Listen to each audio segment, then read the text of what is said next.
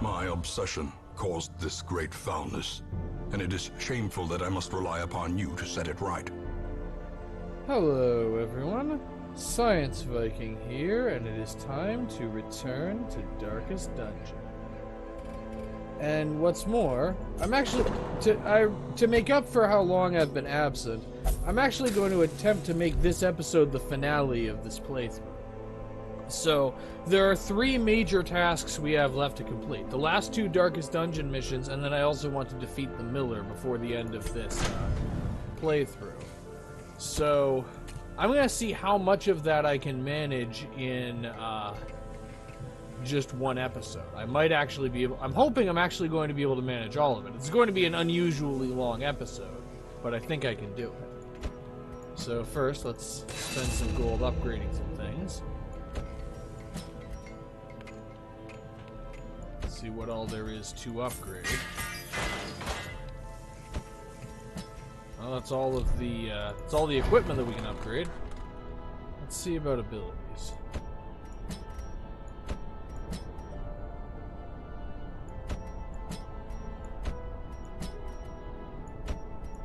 Let's see.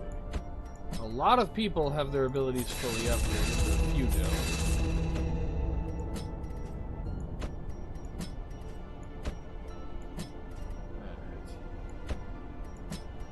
Going.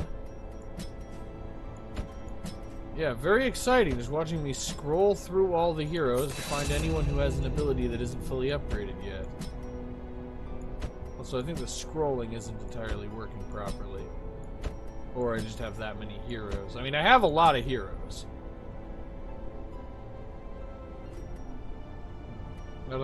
I do want a Vestal who can be in position 2, but not yet, and I don't know that Nearsighted is going to be the Vestal in question.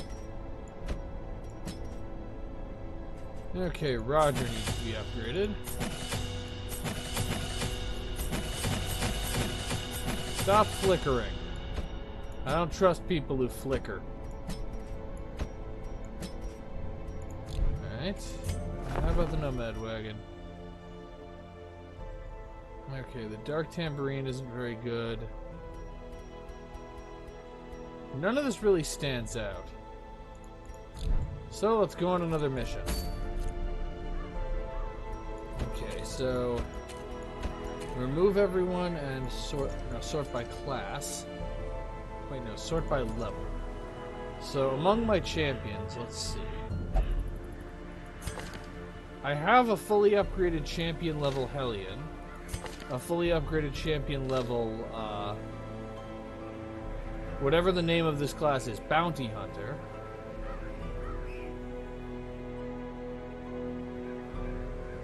A champion level Vestal, and a champion level Arablast. And a champion level Occultist. So, my first mission of the episode is going to be Belly of the Beast. And I'm basically going to use the same composition that I used on my last playthrough because it worked so well. Which is Hellion, Occultist, Arablast, and Bounty Hunter. Basically, the whole idea behind this composition is just sheer damage so that I can damage through the cysts very quickly. So I'm going to trade Bola for Rallying Flare because I might need stress management. Unequip all trinkets and sort. And the Arablast gets the Crimson Court specific trinkets. Mainly the accuracy and critical versus marked is what I want. For the Occultist, let's see.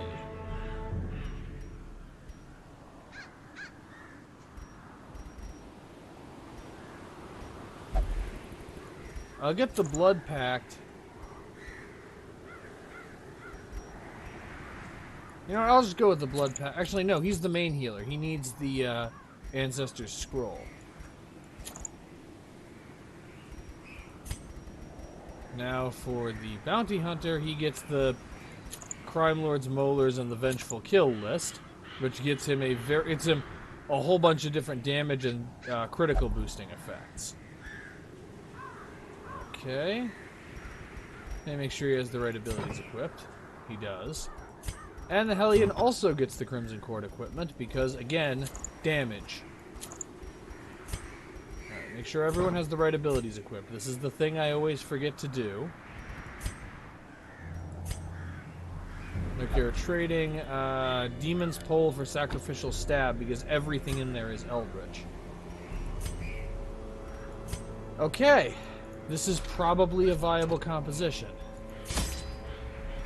Alright, bring lots of food.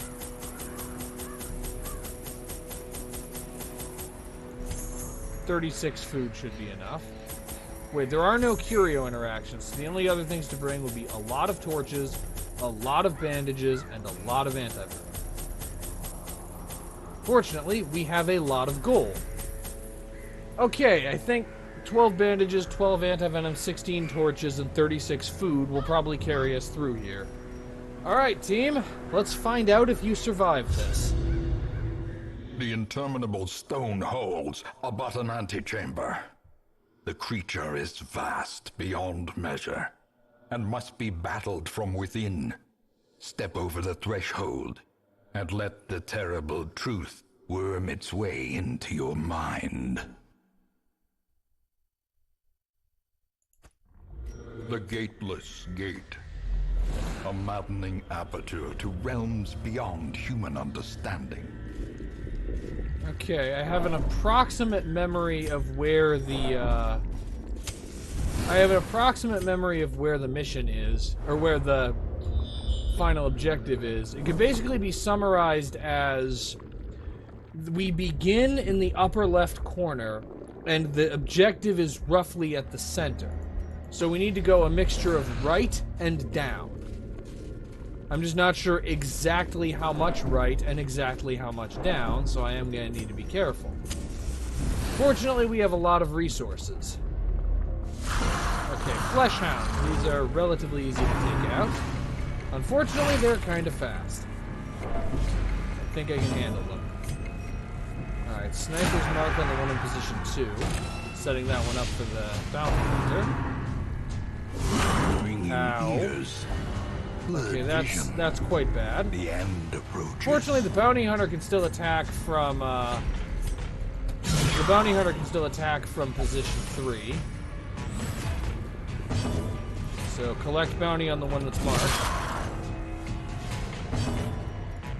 And I'm just gonna go for Weird Reconstruction and get 0. And he isn't even masochistic yet.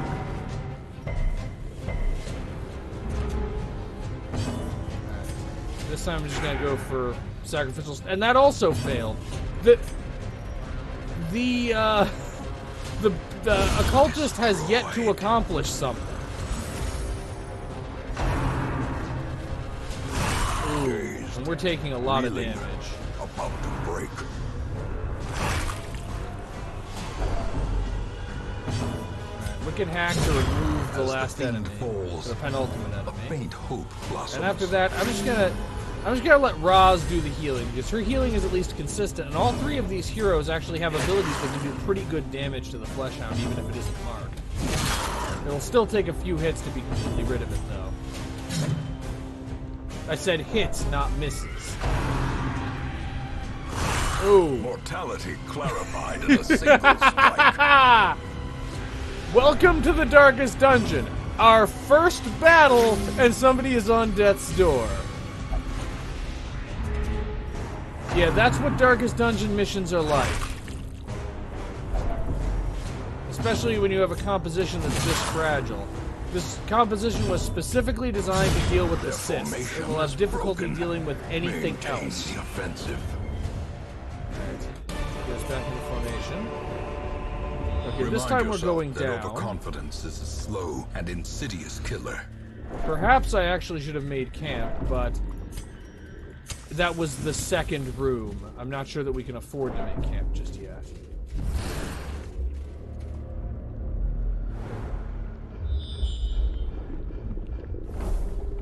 Okay, I'm gonna go down again, and then I'm gonna go to the right. My memory says that it is more down than to the right. And we've encountered our first assist. Alright. The occultist just uses Weird Reconstruction. Okay, mark for death. And sniper shot. Big sniper shot.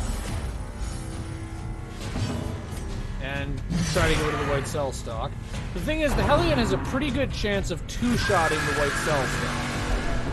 And now the occultist is at death's door again. Or expire. And both of the enemies still haven't action yet.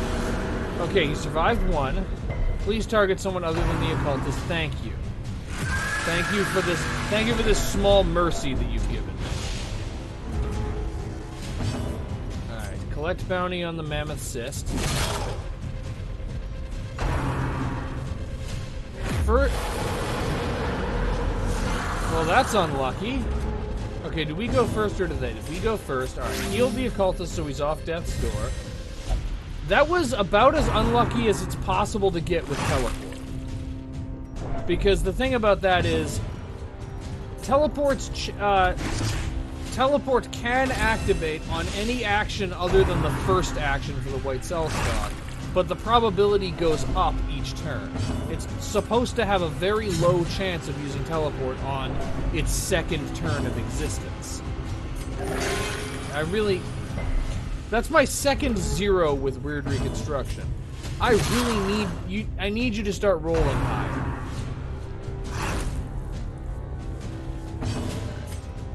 We can hack on the one that guarantees a kill. As the enemy crumbles. Okay, 17. That is much better. Battlefield damage. The flesh. On the other hand, the fact that you're, on average, being out-healed by the Arablest is a problem. Alright, it has 0 protection, so abilities that reduce protection aren't really helpful.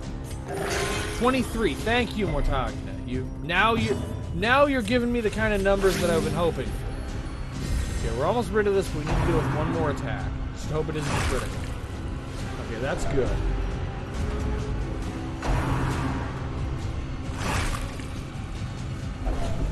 Okay, that still caused stress for some reason. And another critical heal from Roz to balance out that stress. The blood quickens. Alright. Okay. Continue the onslaught. Destroy them all. Now let's find out where we got dropped. These nightmarish creatures can be felled. Okay. They can be beaten. Not actually that far away from where we started. Still a bit off course, though. But I'm actually, because of how close we are to having an affliction, I'm making camp. A moment of respite. A chance to steel oneself against the coming horrors. And I just realized I didn't make sure that anybody had Encourage, and so nobody has Encourage. I'm going to use Sharpened Spear and Battle Trance on the Hellion, because damage is good. And since nobody has Encourage, I'm just going to go with Pep Talk. I really should have checked this a bit more carefully. And I'm also going to go with Restring Crossbow for the extra firepower. So what was supposed to be a way of reducing the stress levels turned into a way of increasing the damage instead. A blazing star is born. Okay. I believe the cysts retain any damage that you've inflicted on them when they teleport. Okay, this way seems like the one that most closely leads to the objective. And another cyst. Mark the cyst for death. Iron Swan the white cell stock. Okay, weakening curse will kill the white cell stock, so let's do that. Give them no quarter. That forces the cyst to use one of its actions on summon, which means that the cyst has less opportunity to damage us, and also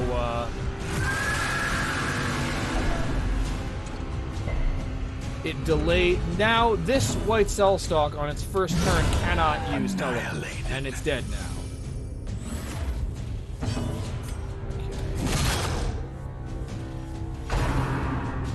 So again, it spends one of its actions on summon, and it is no longer marked. However, I have vulnerability packs because 3/4 of this team has marking abilities, and now we get a nice big critical. Now, since I haven't used marked for death on it, it does not have reduced protection, and its protection is 25%. Okay.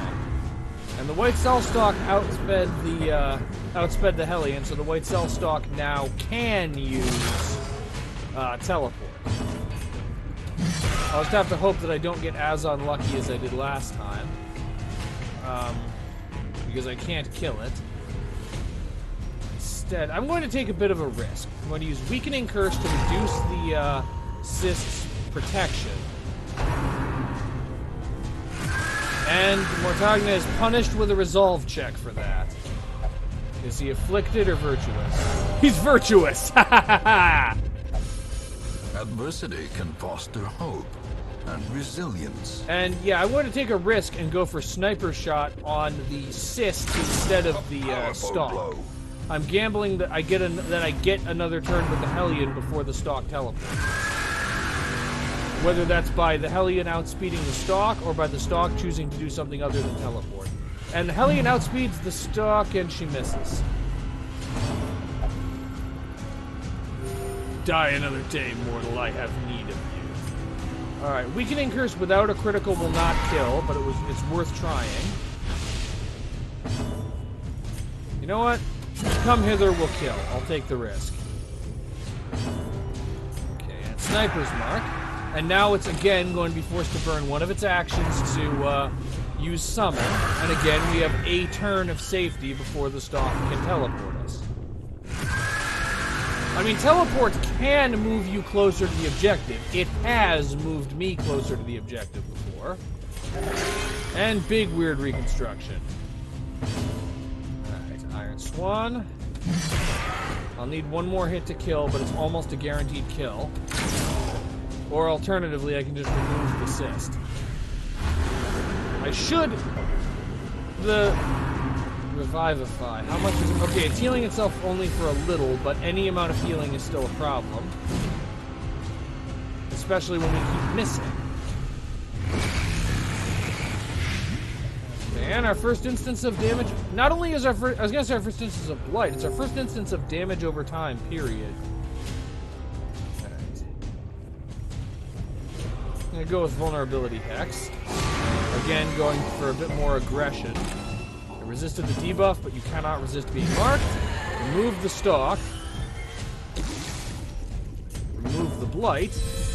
And I would really appreciate a critical right now, Grulart. Okay, burned in action using summon. Please let Roz go next. Thank you. And there it goes. Monster's size has no intrinsic merit, unless inordinate exsanguination be considered a virtue. Oh, so killing the cyst does not remove the stalk. Fortunately, the stalk is still bound by the rule that it's not allowed to teleport us on its first turn, and it's dead now. Okay. As victories mount, so too will resistance. Torch. Okay, antibodies and polyps.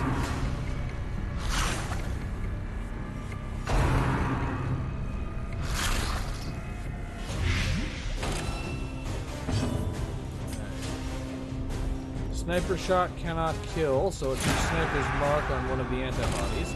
It also reduces its dodge to a nice cozy 0. Okay, Iron Swan can 2-shot reliably, so I'll let the Hellion just focus on doing that. Now get some healing. Mortagna is interesting. He's unreliable until things start to go bad, and then he just becomes unstoppable.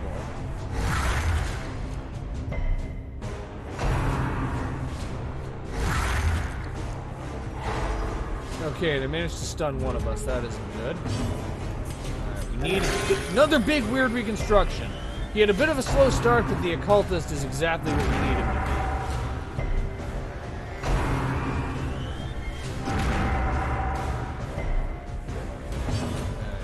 Another collect bounty to get rid of the antibody. Alright, that's progress. Sniper shot to get rid of the polyp. Okay. That's half of the enemy's team gone, and the good news is that means they cause less damage now.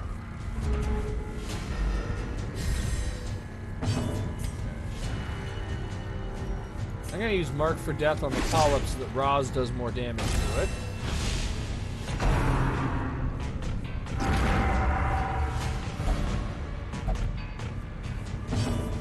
Okay, and Sniper Shot still needs a critical... No, it doesn't even need a critical to kill. It manages not to kill, though. Maybe I should have focused on the antibody, honestly. Then again, I didn't have a lot of opportunity to do that. Okay, if it bleeds, we'll get rid of the polyp. Obliterated. And now we have a critical. Okay.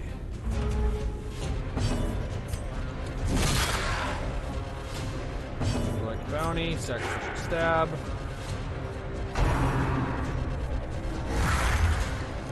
That stunning secretion has been a real problem. Then again, a lot of things have been real problems so far. This is a hard mission. And they said it was the hardest, most mission that would test you more than any other mission in the game, and they were not lying. Okay, it's the end of that group. Back into formation. Foolish horrors. Brought low and driven into the mud. And you know what? I'm gonna see if I can adjust the camping skills. Yeah, let's trade Revel for Encourage. And Pep Talk for Encourage. And Pep Talk for Encourage. And Pep Talk for Encourage. And then let's make camp again. Okay, feast. A spark without kindling. A goal without hope. This time the stress levels are fine, the health levels are not fine, so let's go with some triage. And now the health levels are fine. Okay. Sharpen Spear. Encourage on the Bounty Hunter to get his stress level. And encourage on him again, because he's the one with the most stress who still can become afflicted.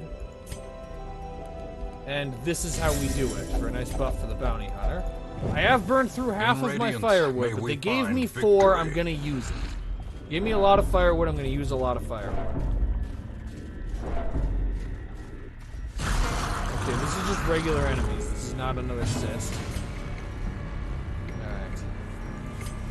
Vulnerability Hex on the polyp to guarantee that it dies. Decimated. Okay. That also means that we have one... Oh, I was going to say that means we don't have to deal with move abilities. Then I remembered that the Flesh Hounds can use move abilities. If that had been a critical, it would have killed. I was hoping to prevent this Flesh Hound from getting an action, but hope exists. Hope is a lie in the Darkest Dungeon universe, so... Alright, one more hit and the Flesh Hound is gone.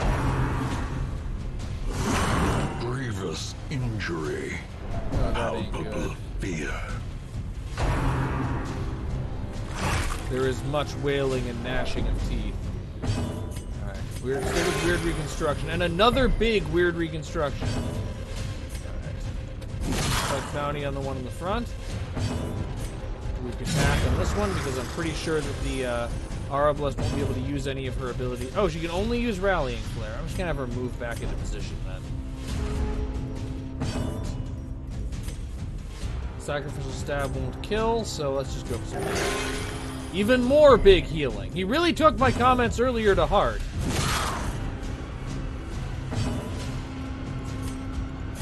And Battlefield Bandage. And yet another critical Battlefield Bandage. You know, this mission has been very hard, but I'd just like to take a moment to appreciate these heroes. They have really risen to the occasion. Like, this team does not fuck around.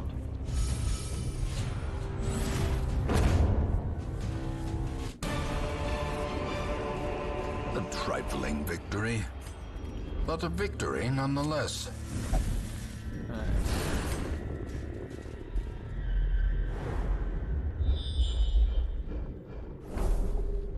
And this time we go down. We're getting close to the center, so I want to explore the area we're in now thoroughly after we kill this. Die another day, mortal, I have needed. Alright, vulnerability hex for the mark. And collect bounty for the big damage. Alright, Iron Swan. Okay, I need another decent roll with Iron Swan to get the kill on the White Cell stock. And yeah, digestion does a lot of damage. Unfortunately for me, sniper shot does not do a lot of damage. I had the line prepared and everything, and then the game decided to subvert my expectations. Alright. Weird reconstruction. Okay, and I lucked out there. It used displace when it could have used teleport. Unfortunately, I got unlucky in that it survived that attack.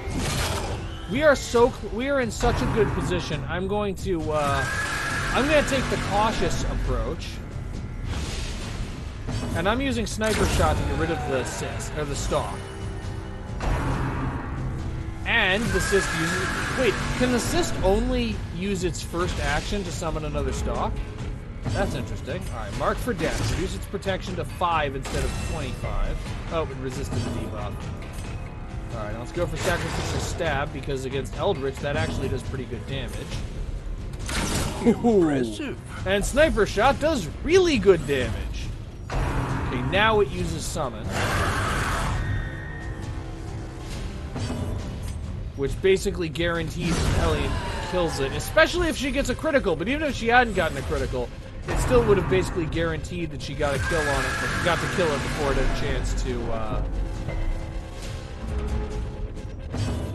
a chance to use teleport. Alright. Okay, and we got a 3 for Weird Reconstruction, but honestly, I don't mind in this case because low rolls are inevitable sometimes. Now it goes for summon again, and it's also no longer marked. So let's use Sniper's Mark. Actually, I probably should have just used Sniper Shot and saved, and used Marked for Death instead.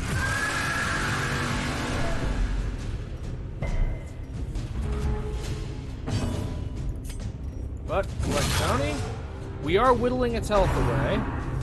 Of course, that's the other thing the White Cell Stalk can do that's quite dangerous, especially since it also gives protection.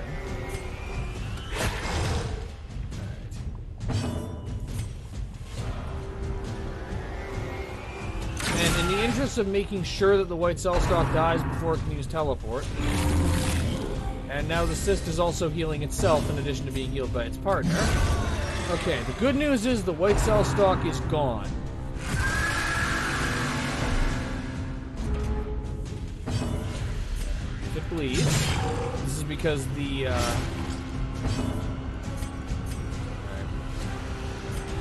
This is because the Bounty Hunter deals extra damage to bleeding enemies, but I was hoping that he would go after someone else who could mark the target. So its protection is now only 20%. So that at least is helpful. Alright, Sniper Shot. A singular strike. Okay. I still need to get rid of the White Cell Stalk quickly, though. Wait, I don't even need to damage the cyst anymore. The bleeding will finish it off, I think. So, start with Come Hither. And it worked! Follow that up with Wicked Hack. And Sacrificial Stab. And that's the end of the White Cell Stalk, and the next time the cyst gets a turn, it dies. Great is the weapon that cuts on its Bleeding own. can be extremely useful sometimes. Okay.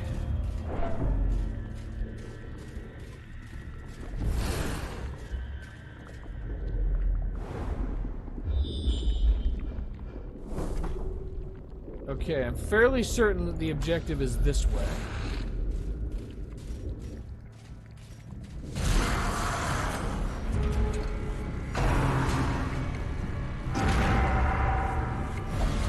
Okay, that's a really bad way for this mission to begin. Please pull her back. Oh, and of course, she dodges the one that would have put her back in position. Alright, let's go ahead and light a torch and...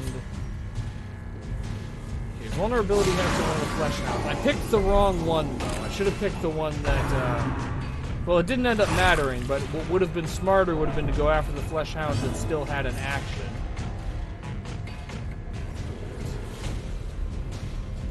Just use Uppercut to attempt to stun the antibody. Oh, resisted the stun. Sniper Shot will not kill the Flesh Hound without a critical, but it could kill with a critical. Or I can just finish the job with if it bleeds. Unfortunately, now, welcome to our second mortality debuff of the mission.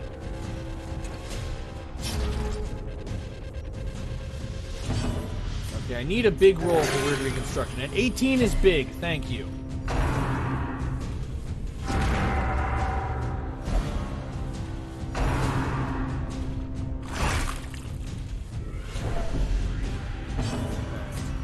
Vulnerability hex or mark for death on the antibody. They increase the damage of sniper shot again. Okay, the antibody is at least close to dead. But close to dead is not dead, and dead is what I need it to be. Terrible vistas of emptiness reveal themselves. Alright, collect. Yeah, there's nothing Grular can do to get the Executed. occultist off of death's door, so I'm just gonna have him go for a kill, because that's one fewer action the enemy gets. More dust, more ashes, more disappointment. Okay, the situation just got a lot worse for the rest of the mission, because we just lost the main healer. Alright. Battlefield bandage to get the Hellion off of death's door. Wicked hack on the one that has fewer hit points, because you can kill him with one. Uppercut, because I really needed that to not miss. Okay, this mission has just gone completely off the rails. A time to perform beyond one's limits. Okay, a little more damage on the Flesh Hound is no longer alive.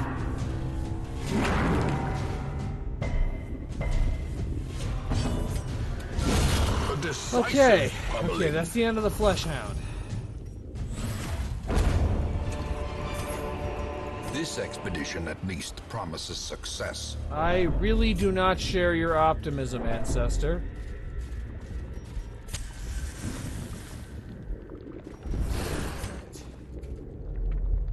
We have reached the boss room, though. This is going to be incredibly difficult and require a certain degree of luck, but it isn't impossible for us to win this mission.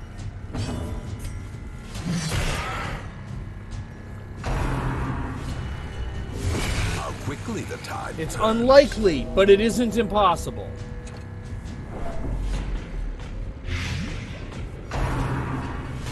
And okay, it's using Reconstitute on itself at least. That is better than it using it on the boss. Injury and despondence set the stage for heroism or cowardice. Oh, God. We just lost the mission. That teleport cost us the mission.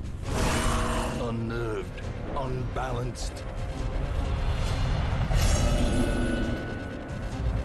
And Grulard is afflicted. A hand's breadth from becoming unwound. Okay, and I can't retreat from this combat either. Okay, let's heal one of the two of you. I probably should have healed the one who doesn't have Adrenaline Rush.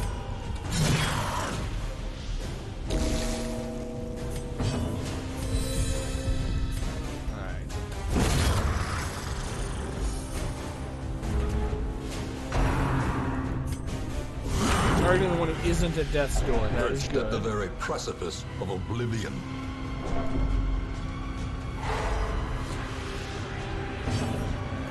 Battlefield bandage on the other one now.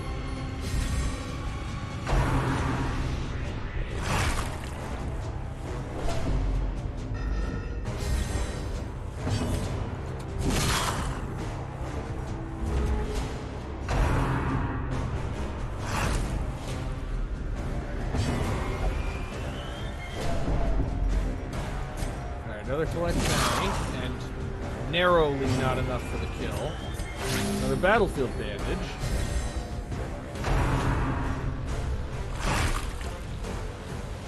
And now Roz is at death's door to complete the set for mortality debuffs.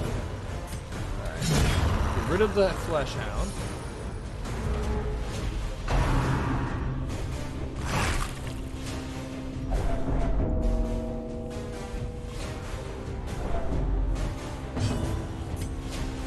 Come hither, because it will also mark the target.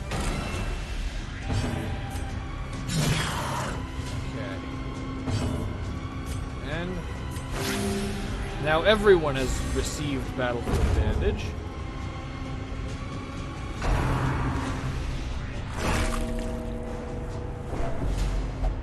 And Hale's resolve is tested.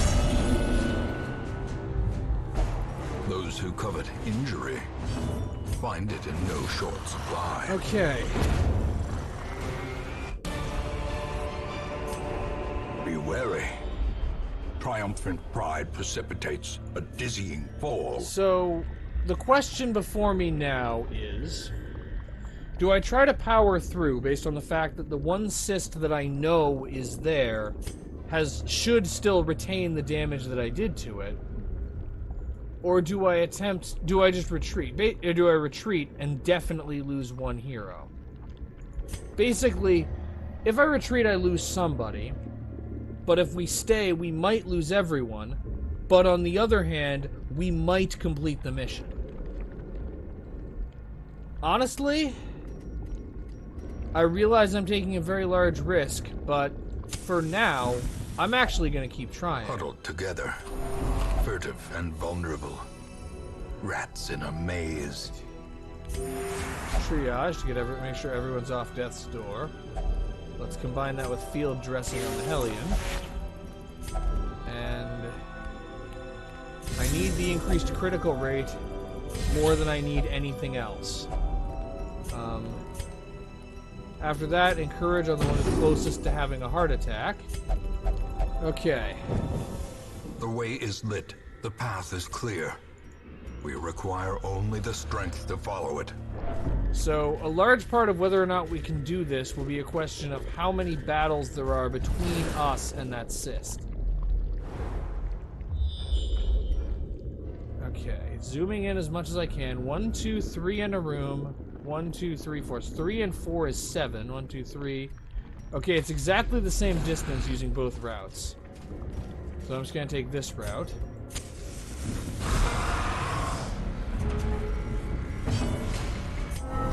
The sin is not in being outmatched, but in failing to recognize it.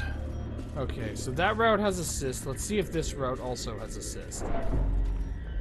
It's possible that it does, in which case we just need to try to power through it or give up the quest. But it's also possible that this route does not have assist.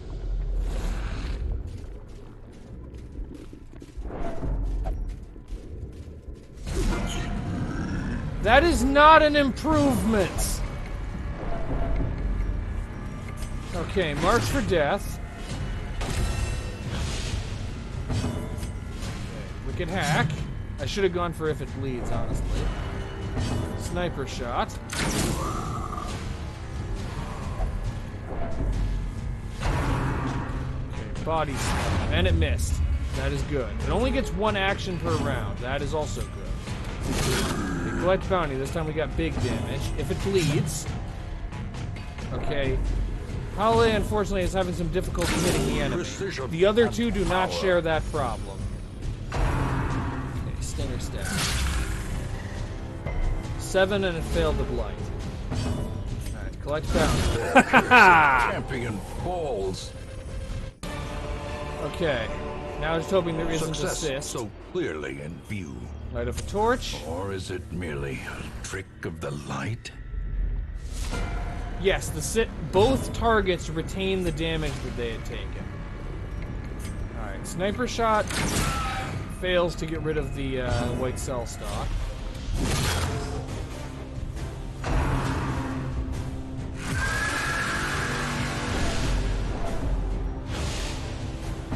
Alright, Iron Swan just to make sure that the white cell stock is gone.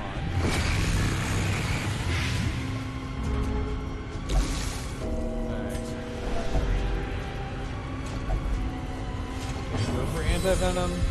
Go for mark for death because that will reduce its protection. Go for wicked hack. We'll do 7 to 14. If it bleeds, we'll do 4 to 9 plus bleeding damage. And its bleeding resistance is low. That does more damage. And in addition to that, the bleeding damage means it takes extra damage from attacks from the bounty hunter. Get the bounty hunter off of death's door.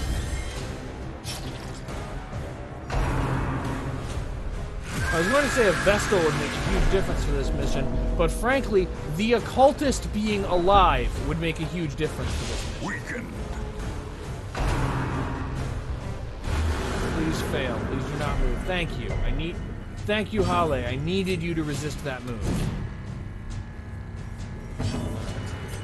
Throw the battlefield bandage, even if that delays defeating the cyst. I mean, it is taking damage over time from the Hellion. And I really needed that also not to miss. Okay, the accuracy issues are becoming a serious problem. We need at least a little bit of good luck.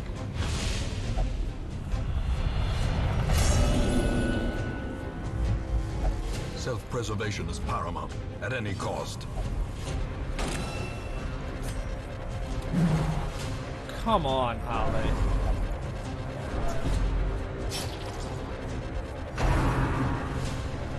Suggestion, we'll put the second one to death's door. And he's dead. Another life wasted in the pursuit of glory.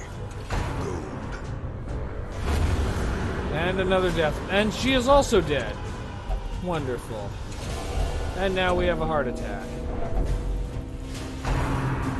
And now we have digestion, and we have another death blow. That was weak or foolhardy. That went every kind of wrong. In the task. There can be no glory in its accomplishment. That went every kind of wrong. It feels like I decided to try to go after the cyst in spite of having lost someone, and the entire game was like, no, you're not gonna do that. And we just got destroyed. Though, as weird as this is gonna sound, I don't think it was a mistake to try that. It was definitely possible to beat the cyst. I just had some really bad luck with dodges and really bad luck with death blow checks compared to what I'd been getting earlier in the mission. So, had I gotten a bit less bad luck, we could have completed the mission. So it was viable. I just took a risk and it failed to pan out. An eternity. And we were rewarded with madness. What disease does Touche have? Spasm of the entrails. Well, I'm going to get that treated. See if there are any other diseases to treat.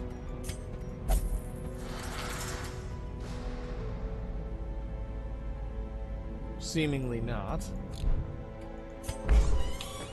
That's the wrong thing. I meant to click on the stagecoach.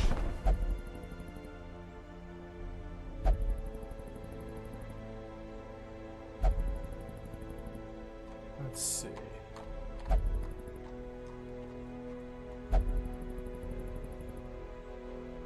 Millar was our only bounty hunter too, wasn't he? And there isn't one in this group either. That's unfortunate. That is going to make things significantly harder, because the bounty hunter is a really useful class. Either way, I'm actually not going to decide immediately. Before I decide who to accept to replace the dead people, I am going to get a fresh recording file, so I will be back in a moment. I was lord of this place before the crows and rats made it their domain. Okay, I am back, and honestly, with how that last mission went, it's looking unlikely. His faithful beast. I'll let him finish. A bond forged by battle and bloodshed. It's looking unlikely that this episode will be the finale, because there is an upper limit to how long I'm comfortable making a single video, mainly to do with how long it takes, mainly to do with the fact that I don't want the uploading process to take 1,000 years. And in order for this to be the finale, I kind of needed to win that Darkest Dungeon run that I lost. So, the last 3 missions are probably going to be split across 2 episodes. So, for now, I need to kill some time, I need to make some money, and I need to train up some new people. So, let's do an intermediate difficulty mission. I also am going to need to recover some of my lost trinkets. Let's see, the Shrieker is a champion level mission. But, let's see, I bring an Arablest, a a Vestal, a Crusader, and an Abomination. This, I think, is a viable team to take on the Shrieker. So let's equip everyone. I want to get the Crimson Court trinkets that I lost. I lost a lot of Crimson Court trinkets on that mission. I want to get some of them back. Let's see. So, fortunately, I do have the Fuseman's Matchstick and the Bullseye Bandana. And the Vestal does not need the Crimson Court trinkets. Instead, she... Oh, I also lost the... Yeah, I also lost the Ancestor's Scroll, too. Yeah, that was a pretty hefty loss in terms of trinkets. I'm going to need to try to get those back. Let's go with the Worry Stone for the Vestal. I'm probably going to need to make a number of Shrieker runs just to get my trinkets back. I still have the Crusader Crimson Court equipment, though. And the same thing for the Abomination.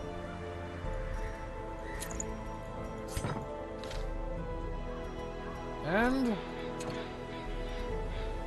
provision, and I don't really need much in the way of provisions, just a couple of torches and some bandages and anti-venom. I don't need a lot of that. And let's take on the Shrieker.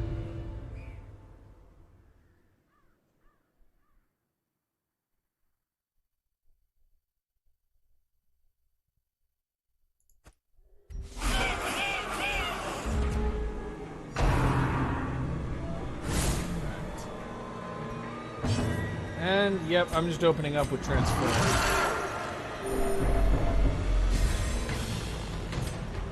And Rage can hit the thatch, so I'm going to do that.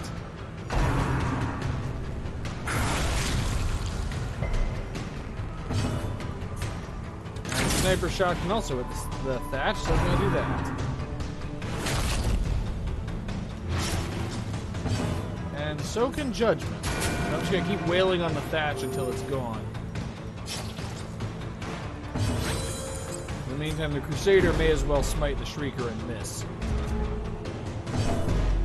Alright. Continue with the Rage. We'll be rid of the nest very soon. Pop-up? I didn't see a pop-up. There was no pop-up. You must be imagining things.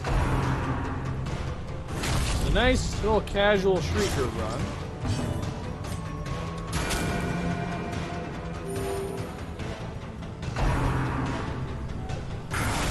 And it didn't even cost us very much in provisions, which is good because we're kind of poor right now. Bandage and another Rage.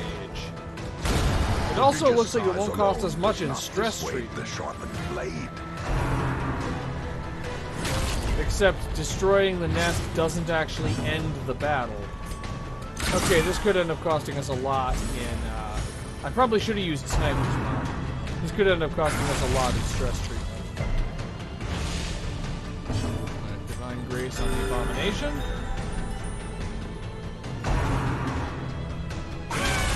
Ow. Sticking with Smite on... Whoa, big Smite. I just need the Shrieker to stick around for a little longer and I can actually destroy it. I just need a little bit of the luck I didn't get in the last mission. And we can actually kill the Shrieker in addition to the nest. Okay, Call the Murder buffs its speed. Oh, I don't have Sniper's Mark equipped, so I can't use that to reduce its evasion. Ooh, and we have a mortality debuff. Okay, the good news is, yeah, the main healer gets to act before the Abomination takes his bleeding damage. Okay, and now it's going for Shrieking. And we have a resolve check. And he's irrational. Reeling, gasping, taken over the edge into madness. 4 puzzling trapezohedrons. Well, the good news is we have enough gold for stress treatment. And I got back the vast majority of what I lost from the previous mission. We have the Vengeful Kill List, Crime Lord's Molars, Bedtime Story, Childhood Treasure, and Lioness Warpaint. In addition, we have the evidence of corruption for the Houndmaster. Ironically, though, these two are actually not very useful at all because I don't have a bounty hunter anymore.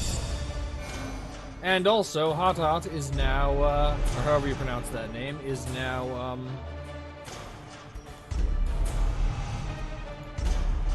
Resolve level 6. Okay, now let's get some treatment to repair the damage that mission caused Their to the customs team. are curious, and their generosity is notoriously short-lived. So, yeah, get the Abomination a drink. Let's get the Crusader some disease treatment. And yeah, the Vestal and the Arbalest also need some stress treatment. Okay. That's a start. Let's see what new classes are available. Okay, there is a bounty hunter available, but the thing about him is he's resolve level 0, which would mean training him up would be an extremely slow process.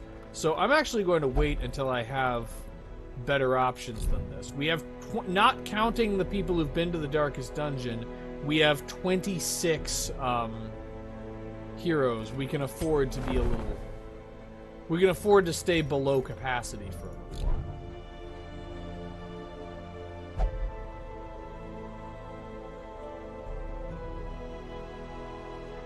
Now...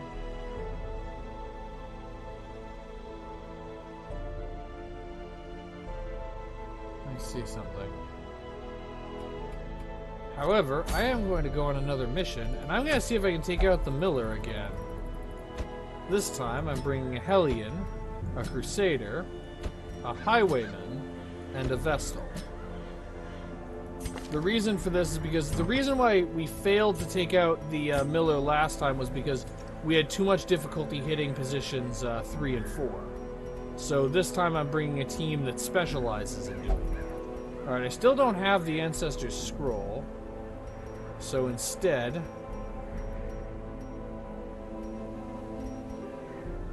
I'll go with the Tome of Holy Healing.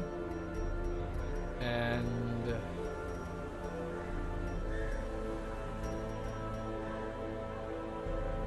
I'll go with a Martyr's Seal because I have so many of them and because it completely negates the one negative effect of the Tome of Holy Healing. Alright, what do I have for a Highwayman? I haven't used one in a while. With the Gunslinger's Buckle and the Flashfire Gunpowder. Just all damage for him.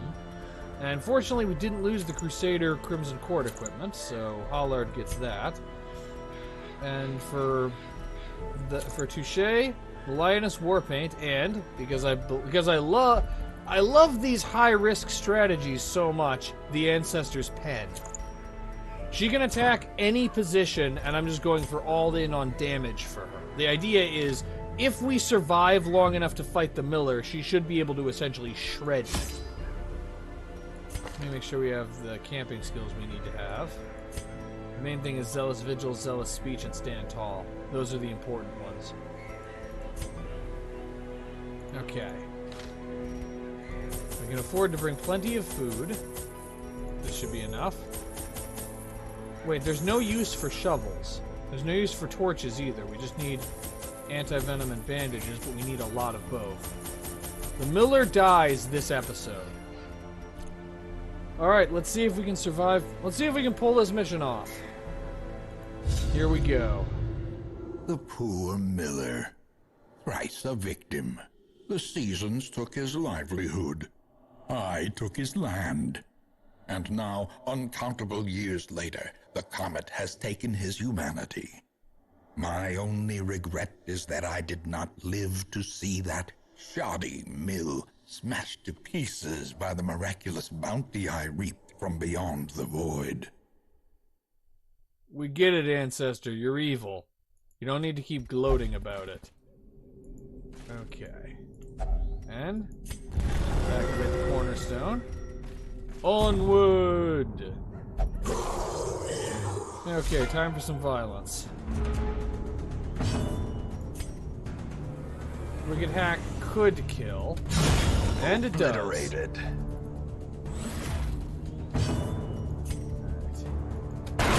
And so does Pistol Shot. Nice job, Petramol. These two of them are gone before any of them get to do anything. Alright, let's see if we can stun the last one and still have a turn. Devastating blow. Perfect. Only one of them even got to attack. Alright, now let's go for stunning blow on the other one, and no such luck. Pistol shot, and 2 shots, 2 kills. But the one in the front is really determined to not die. Let's see if we can stun him. Success! So clearly in view. And smite for the kill. Give them no quarter. That was incredibly clean. That was an incredibly clean opening pair of turns. This composition is very heavy on stun and damage. Let's see if I can make it work with those two things. Yeah, you shouldn't normally be able to one-shot these guys.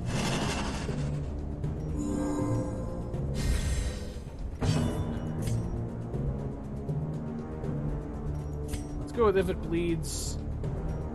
Actually, let's go with Iron Swan on the one in the back, because that's the one you're most likely to be able to kill. A faint hope blossoms. The problem is, everyone's damage is just a little bit short of what it would take to one-shot these enemies, and that's, of course, assuming that they actually hit. Okay, we have a Crystalline Aberration to contend with now. Pistol Shot will take care of it, though. Right. Decimated. Unfortunately, criticals are a pretty good way of getting one-shots anyway. We've had amazing luck with criticals so far. Having said that, it's probably going to turn around soon. Okay, first use of Sow the Seeds. The main problem with that ability is the stress. Eradicated. I do have a stress management ability, and it's even buffed thanks to the trinket. I'm probably going to have to start using it soon.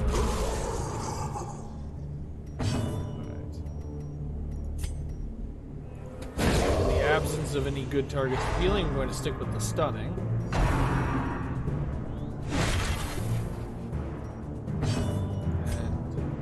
And Pistol Shot only has a very small chance of killing Herald.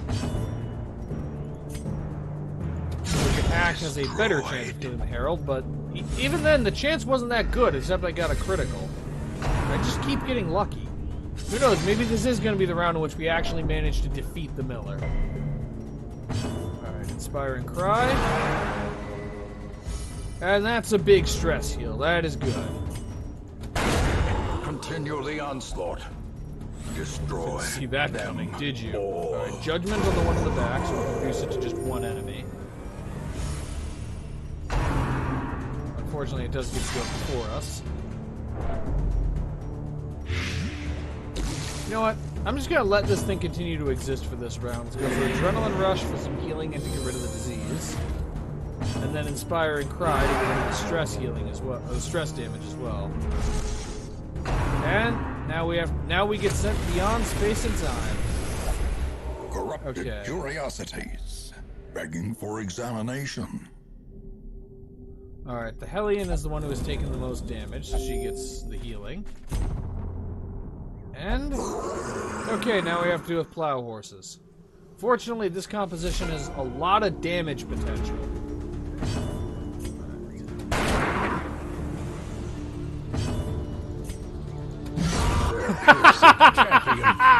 Okay, anyone who watched me slowly losing my mind fighting the Plow Horses the last time I did this will appreciate just how satisfying that kill was to me. Alright, stun the one who hasn't had an action yet.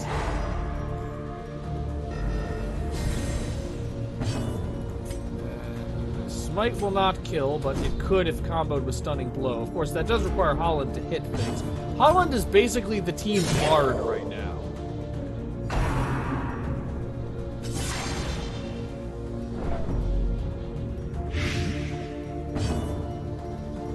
By which I mean... darn it.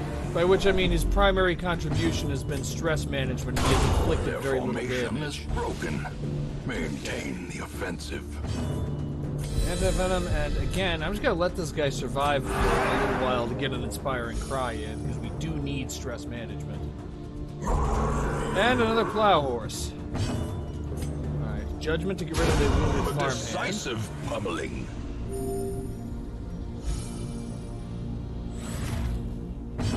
Pistol shot to start on the plow horse. I can't reasonably expect another critical. That puts it in stealth, doesn't it? Well, in that case, all I can do is bully the other farmhand. Quakes.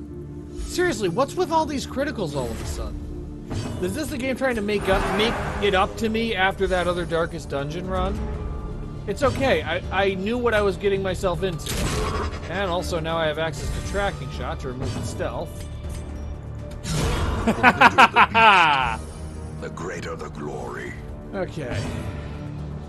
And oh, that's weird. I've never killed the enemies this fast before. So I just have a turn where there are no enemies. Well, I guess I get to finish this round before they show up or something. Well, conveniently, the last two heroes to get to act have healing abilities. Let's get some health healing and some stress healing and another plow horse. We also should try to get rid of the Sleeper's Herald. Okay, paw the ground means I have to use tracking shot now. Okay. Just try to stun the farmhand then.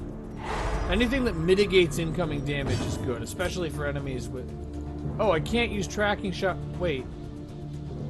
Oh, it has limited uses. And I used it up. Alright, well, let's get rid of the Herald. Let's attempt to get rid of the Herald. I forgot. Abilities... I didn't realize it had limited uses because I so rarely use tracking shot. And also, abilities with limited uses get weird in the farmstead. So this plow horse is actually going to be a challenge. Quickly the tide turns. Especially because it can do that.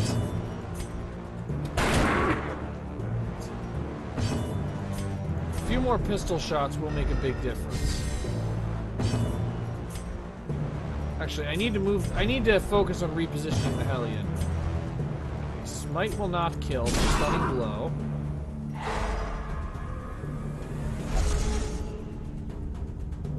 Alright. Fortunately, none of the Hellion's damage buff abilities actually require her to be in position 1. That is, none of the ones that are active right now. So she can just chill in position 2 and we'll be fine. Pistol shot on the horse. Just size alone does not dissuade the sharpened blade. Reality bend. I am being rapidly reminded why I try to get rid of the heralds quickly. And smite. Okay, we have 2 seeds of madness. Okay, with the hack we'll remove one. Fiend. And get the Hellion some healing that she quite desperately needs. Pistol shot will remove the farmhand. We're already up to 19 kills. And smite to remove the other crystal. Alright, I'm moving the Vestal back 1 because the Highwayman... I really do need Grape Shot Blast occasionally. Also, yeah, that's a large part of why the horses are so dangerous, is just trample because it knocks you out of position. And because the fights are consecutive, you have to get into position mid-battle. You can't just... power through to the end of the battle and then reposition. Alright.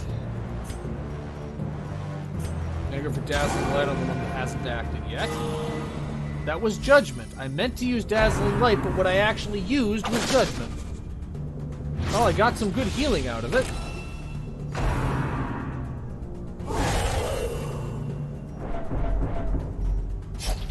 Alright. For a bandage. And see if you can get rid of this guy with Smite. Narrowly, but you can. Alright, I'm just gonna let the Crusaders smite the Seed of Madness. Yeah, I wasn't expecting Pistol Shot to kill, but I might be able to finish him off with Iron Swan. Right. Actually, that would have required a critical. And because there's a good chance that the aberration... Oh, its speed is -3. And I just barely can't finish off the Foreman. hindsight, I really should have just healed.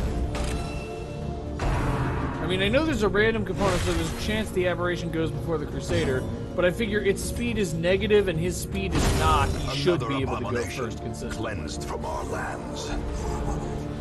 Yeah, they do just keep on coming. Now is where things start to get a little challenging.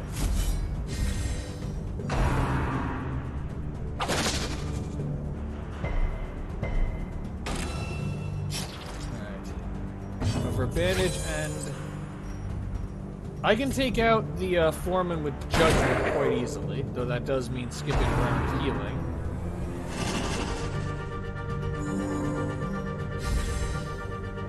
Alright, if I were to use If It Bleeds, it would do 8 to 14 plus bleed. That will kill. It will also mean he doesn't leave behind a corpse. And Judgment, just to remove the foreman, which reduces the threat level significantly. And now let's go for Inspire and Cry. Pumps, the limbs obey.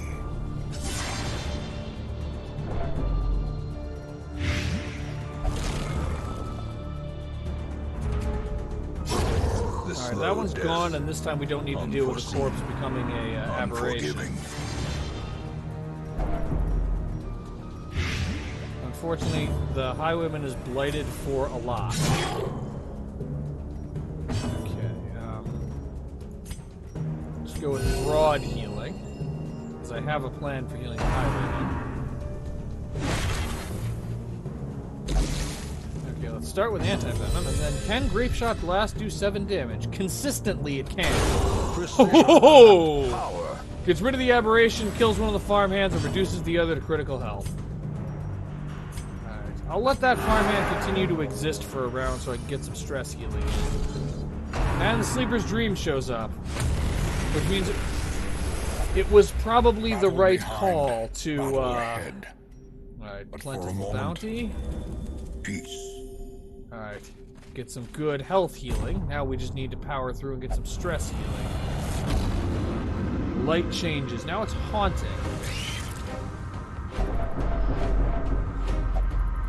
An open door to paths and times unknown. Okay, Grape Shot Blast will not kill anything. Pistol Shot has a chance to kill. It just failed to. Ringing ears. Blurred vision. Okay, so The end approaches. if it bleeds on this one, which is almost a certain kill. Okay. So one of the spitters is gone. I can finish the other one off with Judgment. That reduces the threat level. For Anti-Venom and Judgment, which will also heal the Vestal. Okay, that's... It's not ideal, but the best we can hope for is the enemy team size is reduced by half after the end of the first round. Smite has a very good chance of killing if it hits. Though in hindsight, I maybe should have gone for Inspire and Cry instead.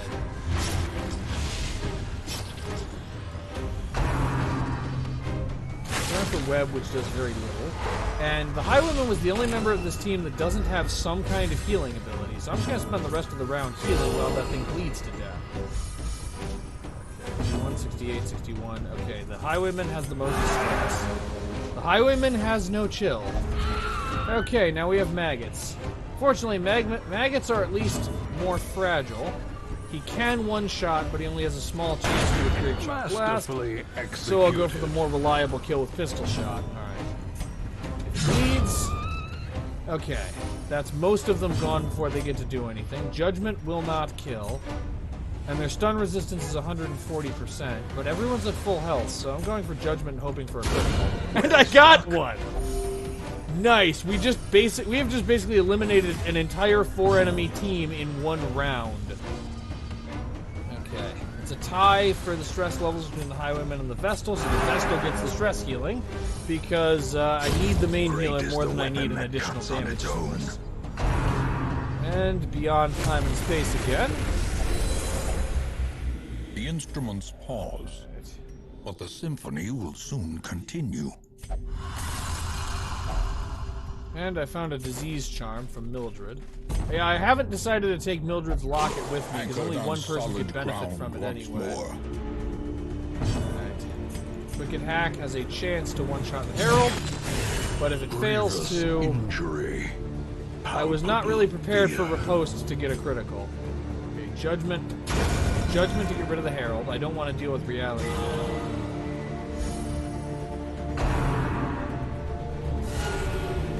Okay, fortunately Haunting Revelation missed somehow. I can't use Tracking Shot on an enemy in position 1. So let's have to hope for yet another pistol critical, and I'll get it. Because I have the best highwayman in the universe on my team. And since Smite already won't kill, I may as well use Zealous Accusation to accomplish nothing because it misses. That's the downside of the Crusader. He's not as inaccurate as the Leper, but he's a smidge inaccurate. Another pistol shot. Another one-shot kill!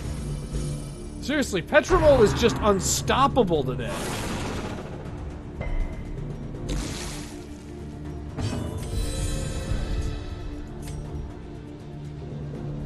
I don't need Judgment when I have access to both Wicked Hack and Smite on this turn. I'm going for healing.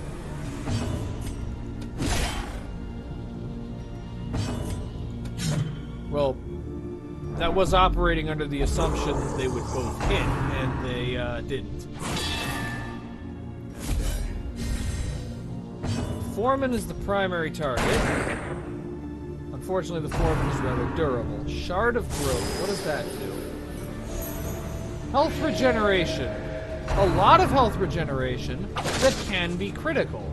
The good news is it doesn't last for very long. The bad news is everything else about that statement. Okay, let's just get rid of the Scarecrow before it does that again.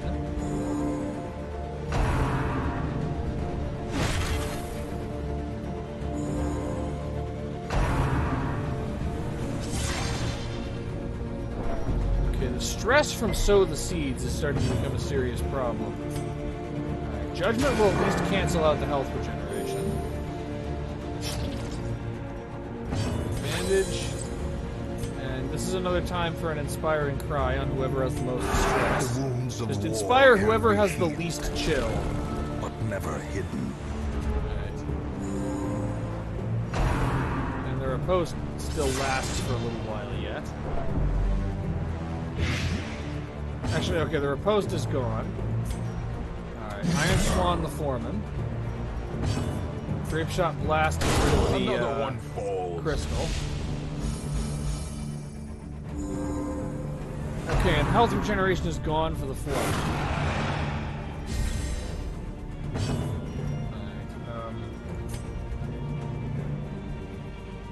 Let's see, so... This farmhand is buffed to... I may as well stun him anyway. He's buffed to increase his protection, not his damage, but still, reducing the number of attacks that the enemy gets is almost always a good thing. And I'm gonna go for another Inspiring Cry.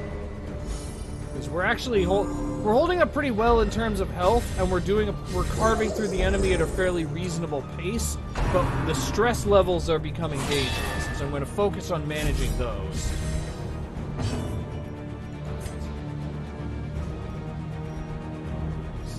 Dazzle the farmhand that does not have elevated stun resistance.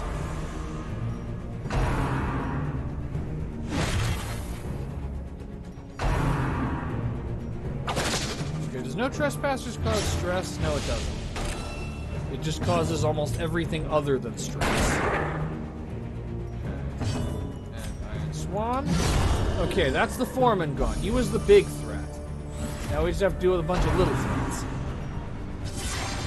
I say that as they use Sow the Seeds, reminding me that they also are to be taken seriously. Especially when we receive just a global plus 10% stress.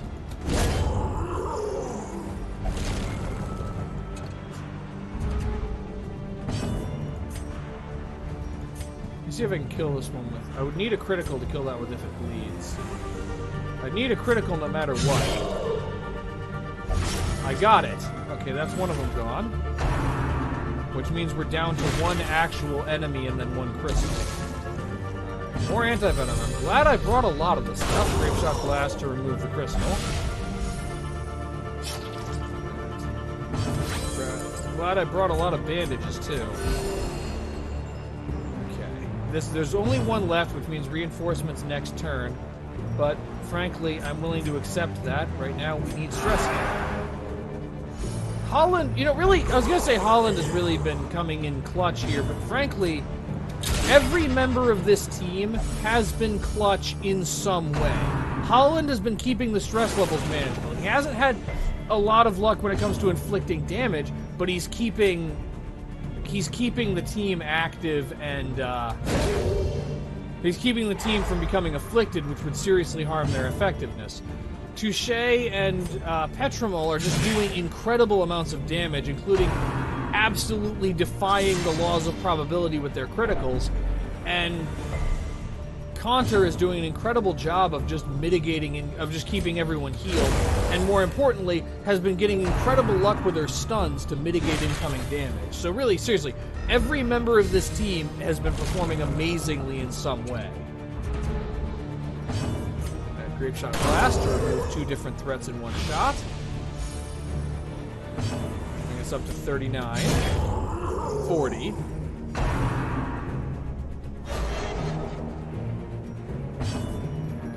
I'm just going to go for healing.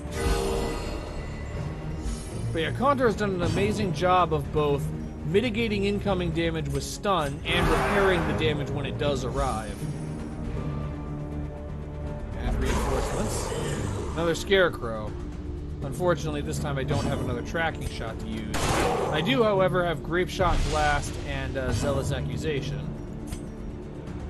Right, dazzle one of the farmhands. In hindsight, I probably should have dazzled the other one, but I don't think it would matter. What does that debuff do? -5 dodge for the entire quest. The reduced speed and accuracy are bad, but the permanent -5 dodge is worse.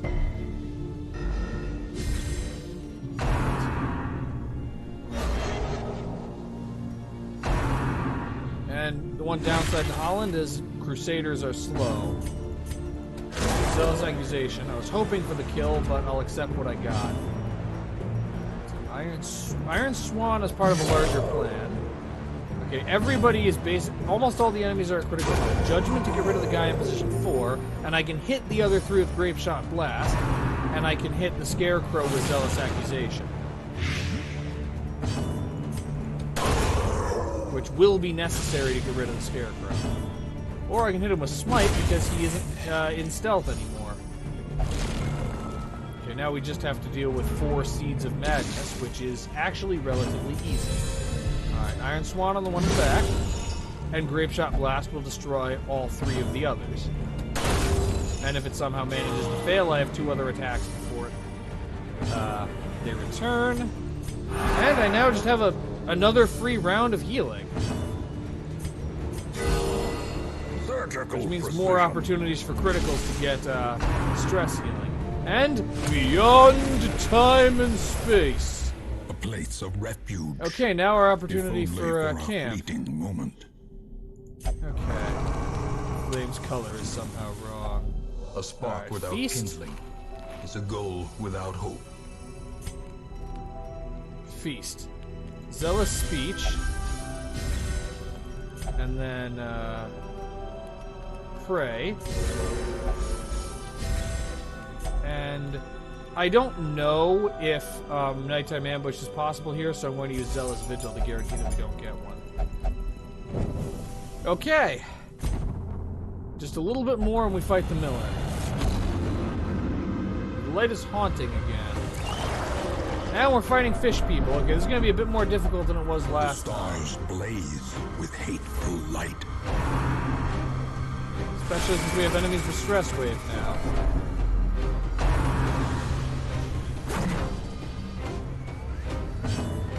Alright. Tracking shot still hasn't recharged. Let's see. 80% bleed resistance. 140% chance to bleed. I'll risk it. Okay, that's... The maggot will die, it just will die gradually. If it bleeds on the piranha, get it started on dying. Okay. Dazzle the champion to prevent it from using Barnacle Barrier. And... I'm not even bothering with Smite on the champion right now. I'm just gonna go for another Inspiring Cry. So it gets used one brine before it bleeds to death. Of course, that's gambling that the Tide Master doesn't use. Or he won't. Okay, that's gambling that the Tide Master doesn't use Sea Breeze. Okay, pistol shot won't kill without a critical, but it can two-shot reliably. Another if it bleeds to finish removing the. Okay, I need to do a little bit more damage to the piranha in order for it to stay gone. Okay, I'm really glad spearfishing did not successfully pull. Get some healing. Sedated. Okay, at least it's Octocestus and not Barnacle Barrier. That is good. And Stunning Blow! And it's dead. Slowly. Okay, that's one enemy gone at least. This is how a life is taken. Follow the deep. And again, barring Sea Breeze, the piranha is gone. So pistol shot the Tide Master. That's disappointing. Judgment could kill, and it did. Okay, that's him dealt with. And now we just everybody wail on the champion until he dies. Unfortunately, I have nothing that I can do to reduce his protection, which just went up further because he finally used Barnacle Barrier.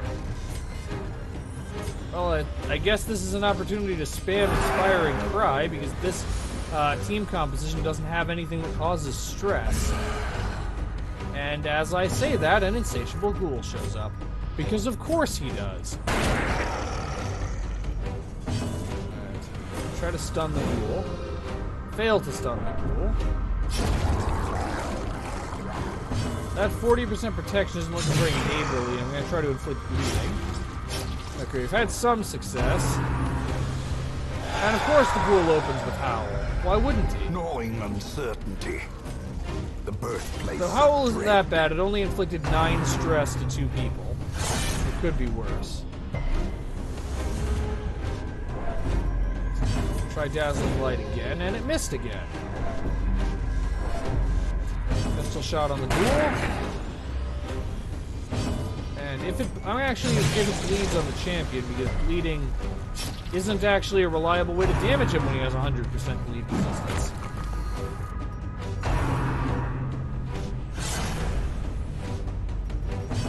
We're still actually having pretty good luck overall, though, with how many of those attacks we missed. Okay, now we need to deal with a Thrall. Fortunately, the Thrall is, again, unholy, which means Smite deals extra damage to him. Okay, that's bad. Barnacle Barrier on the bloated Thrall. Okay, well, in that case, we're just gonna have to... Fortunately, I have Grape Shot Blast and Zealous Accusation. And I'm so confident of that, I'm actually going to spend a turn using Judgment on... Okay, use Gargling Grab. My heart was in my throat for a second when the Thrall got a turn. Alright. Oh, no. Oh, no. Okay, Petramol, I need you to come in clutch. I need you to hit the Thrall. Thank you, Petramol. I have flown too close to the sun and my wings started melting. Every time I start to get a little full of myself, this game just reminds me, nope, you're not that special. Bad things still happen to you. Alright, Stunning Blow, and that also missed. Why is the Pelagi Champion's dodge 31? Or is that meant to reflect the fact that he has the shield and he's actually blocking attacks? Open vein, get some bleeding. Critical, he's now bleeding for 20. Which means I just need to inflict a little bit more damage and he stays gone.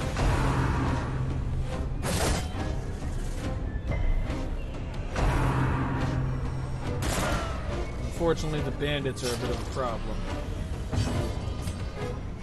I go for Adrenaline Rush because I want the damage boost for later.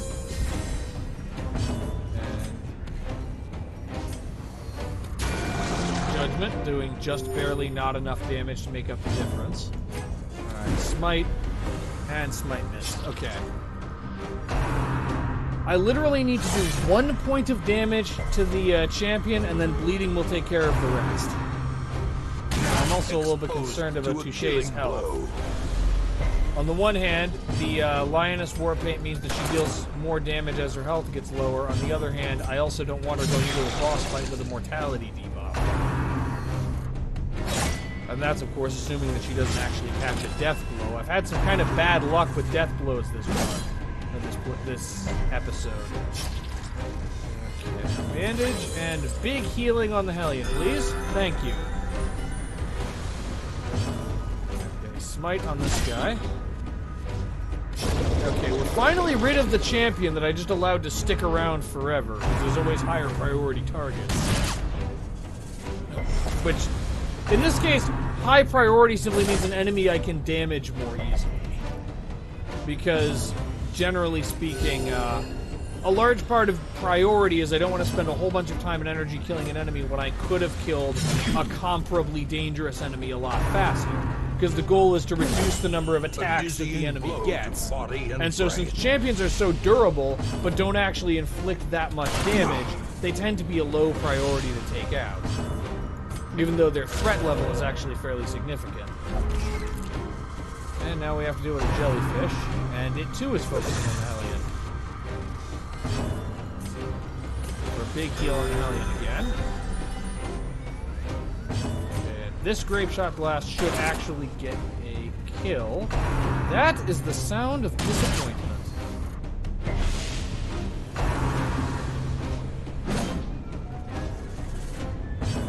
Iron Swan. Yep. That thing has high dodge, but it is at least fragile. Also, 51 kills. Zealous Accusation. Okay, that actually got us a kill. Okay, we got some Seeds of Madness to deal with, but we can handle that. The main problem is that the health levels are getting a bit low. In a single strike. The stress levels are fine, but everyone's quite damaged. Alright, Conjure, just get some big healing on yourself. Okay, 10 is plenty. Alright, pistol shot on this Seed of Madness. Okay, definitely the Crystalline Aberrations have very low speed. Zealous Accusation will get rid of the aberration, and it would have gotten rid of the Highwayman if it had hit him. But these guys have really high dodge. We're not under any effects that reduce accuracy. These guys just have really high dodge. Compassion is a rarity in the fevered pitch of battle.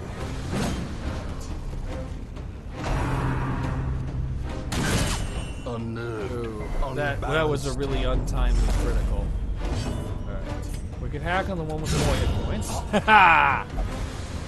And he's gone. Right, Zealous Accusation. Get rid of the one in the front and damage the one in the back. And Pistol Shot because it does a lot of damage. That took out a little less than a third of the Bloodletter's health in one shot.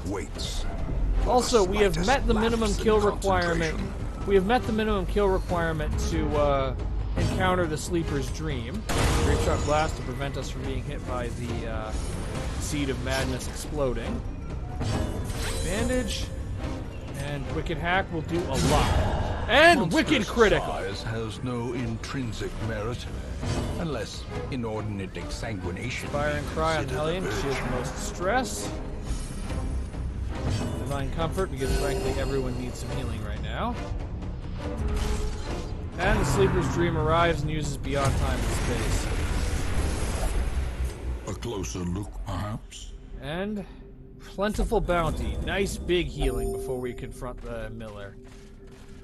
Okay, this is also, I believe, a new record for our number of kills in a single run. 55. Now... Yep, and now we encounter the Millar. It's 181 hit points. An eternity of suffering. Okay, he is effectively immune to bleed, so there's no point in using if it bleed, because it does not bleed. Alright. 115% stun resistance means he actually can be stunned by Dazzling Light. In hindsight, I probably should have used, what was the name of it? Probably should have just used Judgment. But I brought two heroes who can comfortably hit him no matter where he is, and who can do a lot of damage.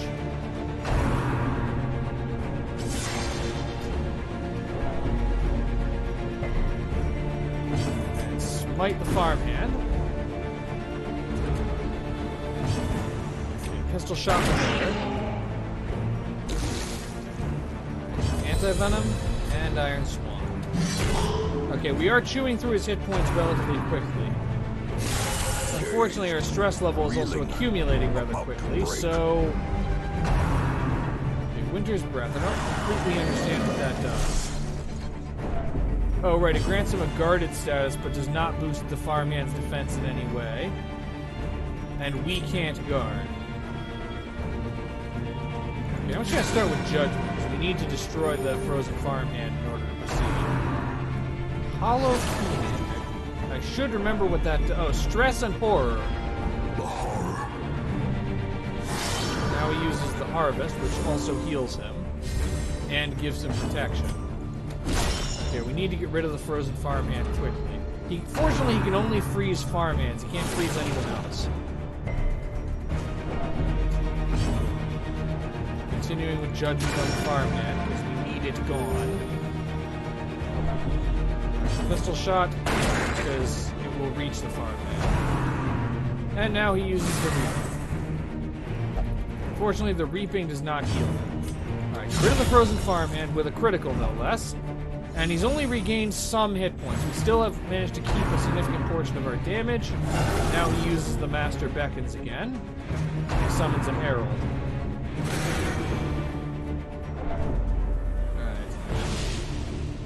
So let's go with Stunning Blow on the Scarecrow. And it worked! Even though it has 100% stun resistance. Because that only had a 40% chance to stun, but it managed to make it happen. Now he goes for the Reaping. I need to heal the, Alright, I need to heal Touche, even though it's tempting to let her health get really low because of the damage boost from, he is really spamming the Reaping. It's tempting to let her health get low because of the damage boost, but at the same time, I need her not to die. Alright, Iron Swan. Might get rid of the Scarecrow, because that also means that he's likely to use the Master Beckons. How much did that heal him for? Always heals him for 20. Set the stage for heroism. Pistol Shot. And Iron Swan. Okay, he's already lower than he was before he used the Harvest. And now we have two people on death's door in one action. Lovely. And Petramol's Resolve is about to be tested. And he's paranoid. Okay. As Divine Comfort to get everyone off of Death's Door. Reality, but how much damage did that do? Only a little. Not enough to put her at Death's Door, even though she only had 5 hit points.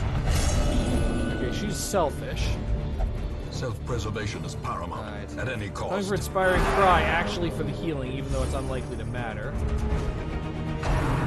Okay, he uses the Master Beckon, which consumes an action without, okay, Pistol Shot. Wait, what? Did I misclick?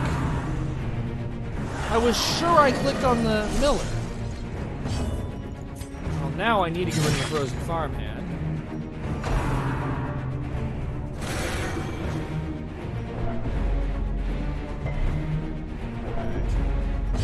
Go for broad healing. Because I was sure I clicked on the Millar and the Herald isn't in a guarded state. The abyss returns even okay. the boldest gaze. That's another hero afflicted, leaving only the Crusader. And the health levels aren't good either. Alright.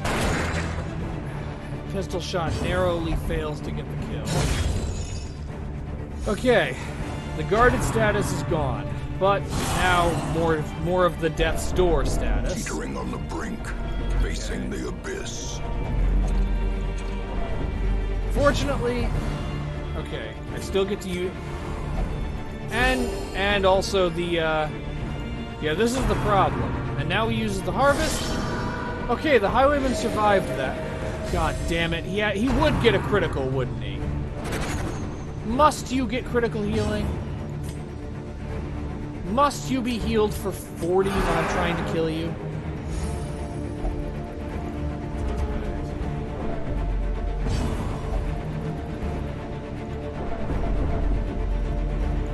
Divine Comfort.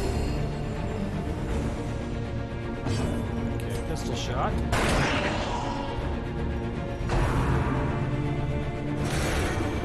Okay, reality bend. Yeah, pretty soon Holland's resolve will also be tested. And here it is. And he's masochistic. Okay, we have a team of 4 heroes, all of whom are afflicted. Find it in no short supply. Okay, I want the Heralds to remain alive. They are relatively undangerous compared to the other things that he can summon. The greatest danger with them is heart attacks, which is admittedly significant but manageable. And he can't use Winter's Breath on them.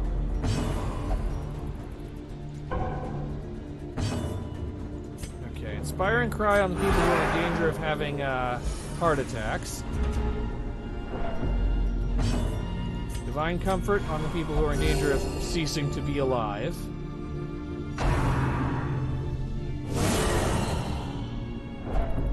Okay. Okay, Iron Swan. Oh! Okay, that took away most of the health he regained from that critical healing. As long as he uses the Reaping instead of Harvest, we're okay. Yes, the Reaping is what's generally considered to be the most dangerous attack, is the one I would prefer for him to use. Of oblivion. Okay. Pistol shot. Okay, he's down to about a third of his maximum health. We're making progress. And you didn't use Reality Bend on the one who's at death's door. That is good. Okay. Now I can use Inspiring Cry to get the Hellion off of death's door, with the added bonus of a little bit of stress healing. Okay. Petramol is only stalling out his teammates, or stressing out his teammates. Well, that isn't great. It isn't the worst thing he could be doing.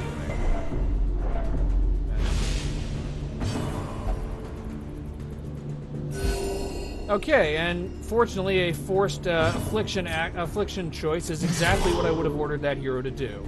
Okay, great. He's using the Harvest. Please don't be a critical this time. Okay, it isn't a critical. Alright. And Holland, just stick with Inspiring Cry. Harvest plus Winter's Breath is incredibly dangerous. It's that specific combo that really, really ruins runs. Weakened. Okay. And now the true test. Hold fast. Who gets the next turn? I need.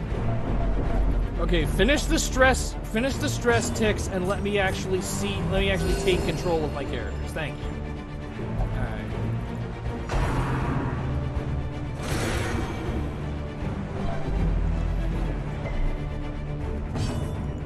Another pistol shot. This time only doing 8.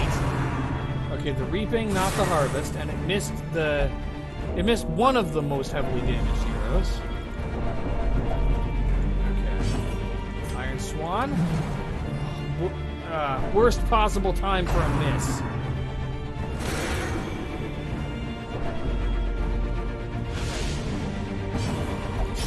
And the last action of the round is Holland healing his teammate off of death's door.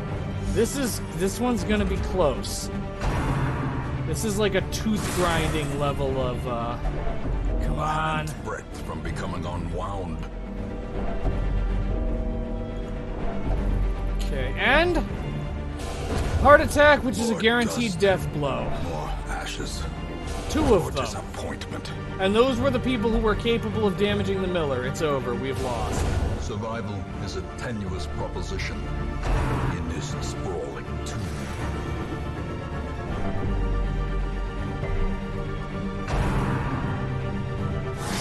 And now, just as a final fuck you, the Millar heals himself.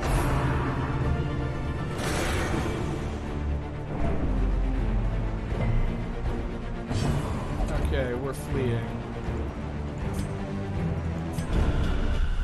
We fall so that we may learn to pick ourselves up once again. The good news is we made 9,000 gold and got, I believe this is a new record, so we get a bunch more shards.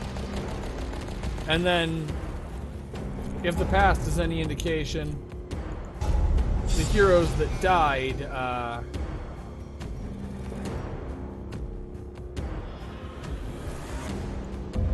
If the past is any indication, the heroes that died... Curiosity. Yeah, they're just interest, missing. They're and not obsession. actually gone. Mile markers on my road to damnation. Okay, let's get Holland a drink. And yeah, just like last time, the week where we were gone essentially didn't happen. Okay. That went real well until it didn't. I'm honestly not sure how I would adjust my strategy to try to win against the Millar. I may just not be able to beat him. I can't, like, the only way I could put together a higher DPS composition would be mark exploitation or,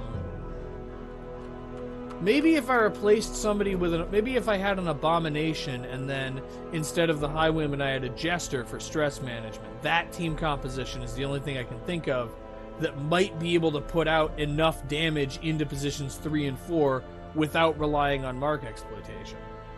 So I suppose the other option would be a team composition like the one that I had for that Darkest Dungeon run. Speaking of the Darkest Dungeon... Oh, right. Again, that week didn't happen, so our aspiring heroes are the same as they were last week. So let me see about the districts.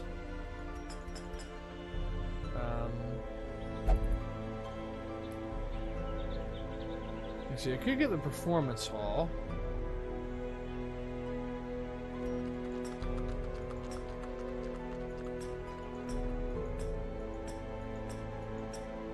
But the Performance Hall is the only one that I don't currently have. Wait a second. No, I don't have any memories, and yet you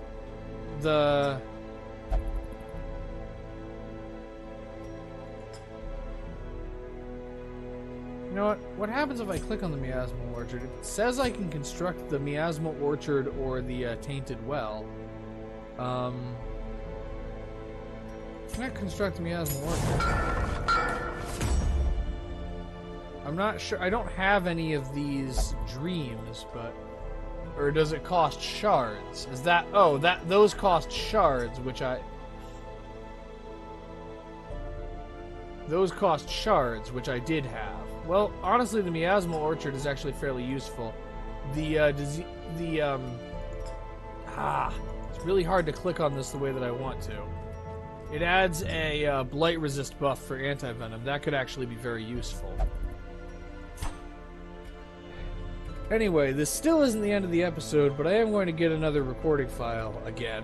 I don't have as much time to record in one long go as I usually do, so I've been splitting my recording sessions up. But anyway, I will be back in a moment. I remember days when the sun shone and laughter could be heard from the tavern.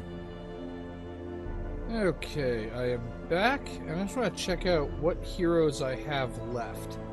So I have a champion level Hellion, a champion level Highwayman, a champion level Occultist, and a champion level Jester.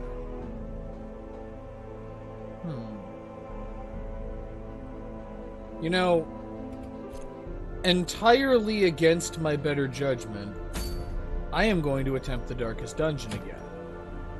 And the composition I'm going to use is going to be Hellion, Occultist in position, let me see something. The Occultist in position 4, which means trading Sacrificial Stab for Demon's Pull. Highwayman in position 2, and Jester in position 3. I know this is a bad plan, but I'm doing it anyway. I think, like the Ancestor, my time here is starting to get to me.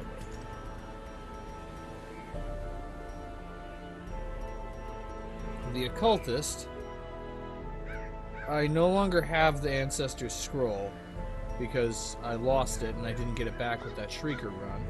So instead, the Occultist gets Junia's head. And, in addition to that, he gets a worry stone, because anyone with a stress increasing critique? Why am I trying to call them critiques? A stress increasing trinket gets a worry stone. Let's see. The Jester's Crimson Court trinkets aren't very useful, but the critical dice and the bright tambourine will be. I don't have the Highwayman's stuff. So, what would be good for him? Well, it would be good for him to have fully upgraded equipment, that's for sure. I'll fix that in a moment. But in the meantime...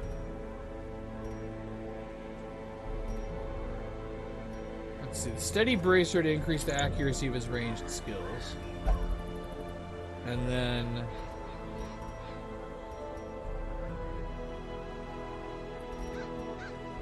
what do I have to increase raw damage?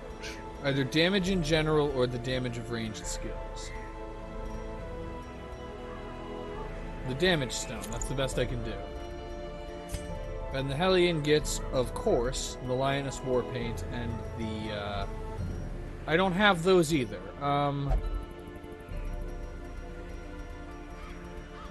In that case, the Hellion gets a Warrior's Bracer to boost the damage of melee skills and a Warrior's Cap to boost the accuracy of melee skills, and thus hopefully fix the problems that I was having with,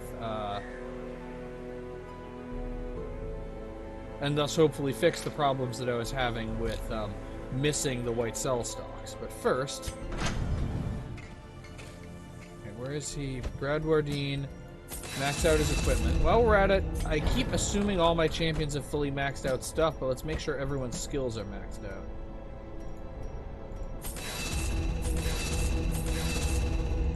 That was the wrong one. Pistol shot is the one I should have upgraded. And... everyone else is fully maxed out. However, we're broke again. Let me see. I do not need this many Warrior's Caps. So let's sell one of them, one of the Dazzling Charms, one of the Debuff Charms, and one of the Disease Charms. Actually, let's sell both Disease Charms, because in the entirety of my time playing this game, I have literally never used one. Okay, that should be enough to fund this mission. Worst case scenario, we need... and I could get a Legendary Bracer, which I really wish I already had right now. Worst case scenario, I just need to do an antiquarian run to resupply the funds. Yeah, I'm taking a bit of a risk. But, I think we can do this. I will not run out of torches no matter what happens. I'm not going in with anything less than 36 food. And we are stocking up on anti-venom and bandages.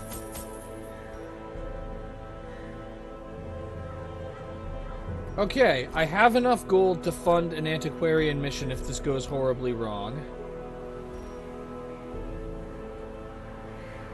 And let's see if we can pull this off. The interminable stone holes are but an antechamber. The creature is vast beyond measure, and must be battled from within. Step over the threshold, and let the terrible truth worm its way into your mind. Well, I have the ability to do mark exploitation because of pistol shot. I'm actually planning more on focusing on weakening curse to both mitigate incoming damage. Gate, a maddening aperture to realms beyond human understanding. Because this will allow me to both mitigate incoming damage and also,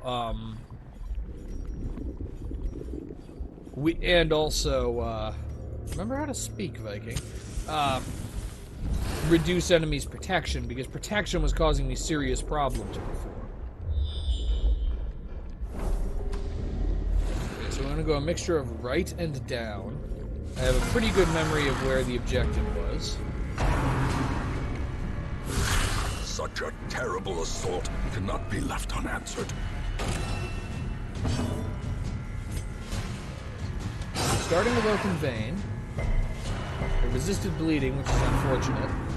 I was hoping that between the two heroes that can attack position 1, I would be able to kill it before I got a chance to do anything. Okay, in the meantime, the Jester can work on these two because I forgot to change his skills. Weird Reconstruction on the guy who's damaged, and that was a good Weird Reconstruction. And I'm just gonna have the Hellion move forward. Because the Jester can pretty reliably take out the 2 Polyps without help from the other heroes. Assuming he doesn't spend too much time stunned, that is. Mortality clarified in a come single on. strike. Okay, another open vein on the antibody. Okay, it will die from its bleeding eventually, even if I don't damage it anymore. Unfortunately, Banish is causing a lot of problems. Alright, Weird Reconstruction on the guy who's in position 1 right now. Stunning Secretion. Okay, it missed this time. I do actually need to hit the Polyps. So, fortunately, their AI isn't actually smart, and so it doesn't really have the ability to react to what hero types they're moving around. They just try to move whoever they can reach with a moving ability. Get rid of the antibody. Continue the onslaught. Destroy them all. Okay. Dirk Stab will get rid of this Polyp. Alright, that just leaves us with 1 Polyp that we have to deal with. And honestly, Open Vein and Finale will take care of that Polyp, so I'm just going to focus on healing with the other two. Getting back into formation is free once the fight is over. Not to mention the fact that they might actually shuffle us back into formation with Banish before they finish dying. Alright, Open Vein. There we go. Right, that's the end of them. Maintain the offensive. Okay.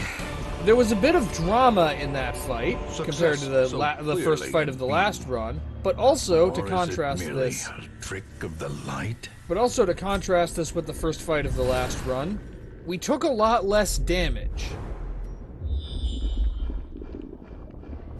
Okay, we're going this way this time.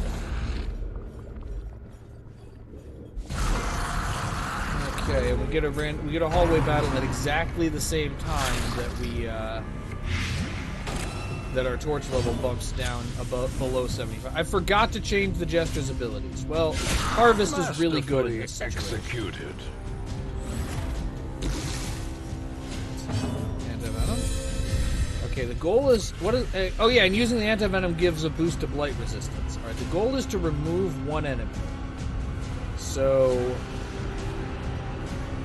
you won't be able to completely remove any enemy without a critical, but you'll at least get us closer. 1 more hit with basically anything and we're done with that Polyp. Unfortunately, there is much wailing and gnashing of teeth. For the slightest lapse in concentration. Get some weird reconstruction. And if it bleeds, do enough damage to get rid of the Polyp. Give them no quarter.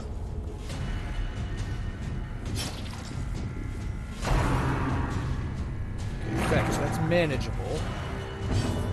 Alright, no point using Harvest anymore, so let's go with Slice Off. And it's... okay, that's 2 of them gone. Now we just need to concentrate on the last Flesh Hound. And Bradwardine appears to be running out of patience with the enemy.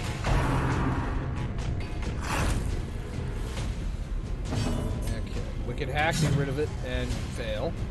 I mean, it will bleed to death, but it will get multiple chances to attack before it does. Or we can just do that, and then it won't. The enemy crumbles.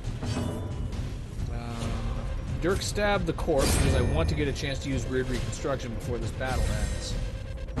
Fortunately, the Flesh Hounds are slow, and I rolled high. Slowly, gently. Get us back into formation, and this time I'm actually changing the Jester's abilities. I may actually hold on to Finale in place of Harvest for when we go up against the final,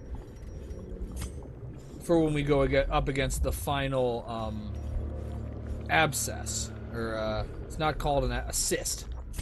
So assists and abscesses are very similar, so I think they mix the terms up in my mind. But when we go after the final cyst, I may switch Finale back in. In fact, this hallway contains Assist. I'm switching Finale in now, in place of Harvest, because Harvest is not useful at all against Assists. The reason for this is because Finale is a great kind of YOLO move if we're either very clearly losing the fight, or Battle Ballad. If we're either very clearly losing the fight or very clearly about to get teleported. Which one will do more damage? Pistol Shot will do 7 to 11. Open Vein will also do 7 to 11. Well struck. But Open Vein will do bleeding damage. But if it's clear that we're going to be teleported... Vulnerability Hex reduces dodge. I want that dodge The reduction. ground quakes. And it reduces it by a lot, too. If it's clear that we're going to be teleported, I have the ability to essentially go for a YOLO Finale. And no real reason not to do so. Alright, now I just need the Highwayman to go before the White Cell Stalk does. That's all I need. Thank you. Alright, get the kill.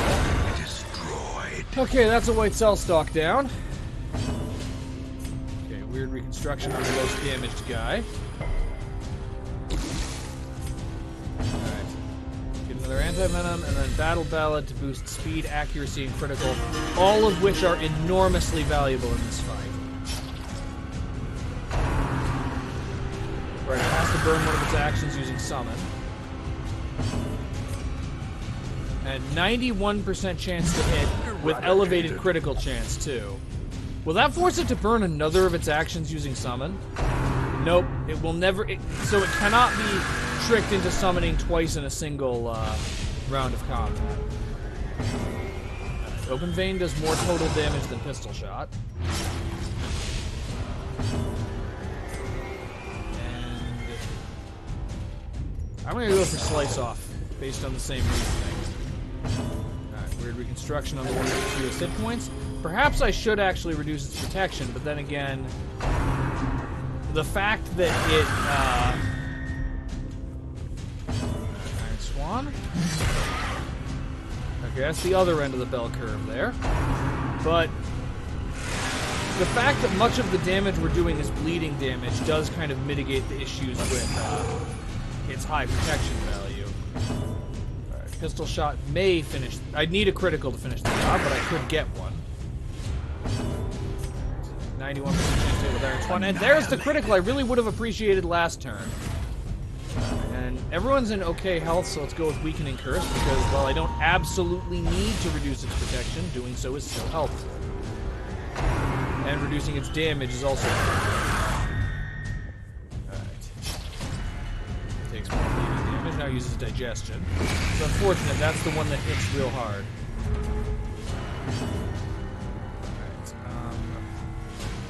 I'm using Vulnerability Hex because I really can't afford to have attacks miss the White Cell Stalk.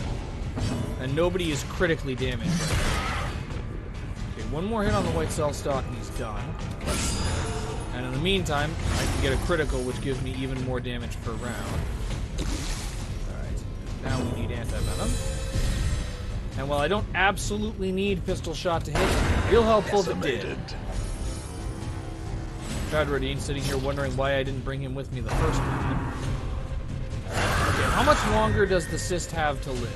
It's only bleeding for 5, and it's back up to full protection.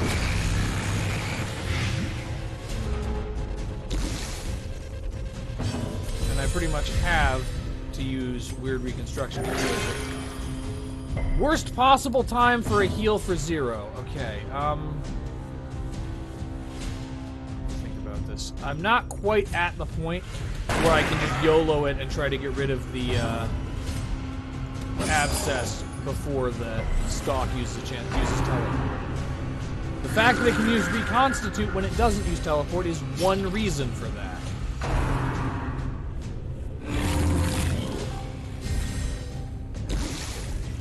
Go for Anti-Venom because I need to use Iron Swan.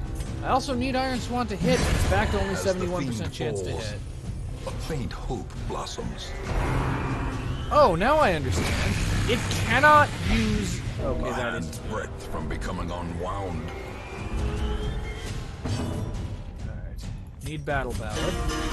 It cannot use Summon as its Inspiration second action. Improvement.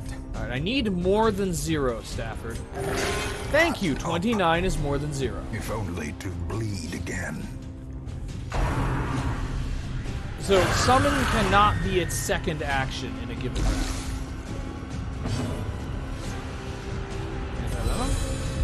And with elevated accuracy and critical chance, I have a chance to one-shot. Singular strike. Iron Swan. And it won't revive until after its next action. Whoa, I did not think Bulging Gaze could do that much Now, damage, the even true with its test. boosted damage. Hold fast. Well, its boosted damage is gone now. Alright. More opening of veins. More slicing of off. Alright, it's now bleeding for 9. More weirdly reconstructed things. Okay, 3 isn't great, but at least Stafford is no longer at death's door. So when the White Cell Stalk arrives, it does not have an action. If it bleeds, we'll bleed for 4 if it causes bleeding, which it almost certainly will. Plus, it bleeding for 9, plus the damage it bleeds causes directly. Okay, we've made it. We have survived this fight, and it cannot teleport us. Palpable fear. Okay, someone other than... I need someone other than Stafford to go first. Okay, kill the cyst. A victory. Perhaps the turning point. Unfortunately, okay, Stafford, I need you to survive this death blow check. Or I need this to kill. God damn it. Please survive the death blow check, Stafford.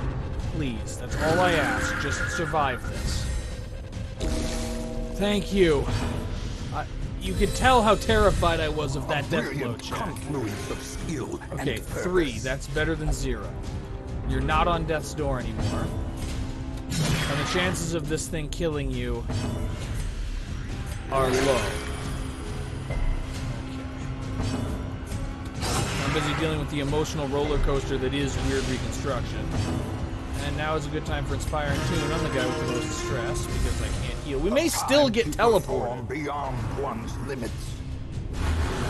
Fortunately, the White Cell Stalk isn't very dangerous unless it's using teleport. It does have 39 dodge, however. Okay, that's the longest. So the longest that a White Cell Stalk has ever lasted was after the thing that summoned it was gone. I'm gonna take a risk that there isn't a room battle in here. That was a bad risk.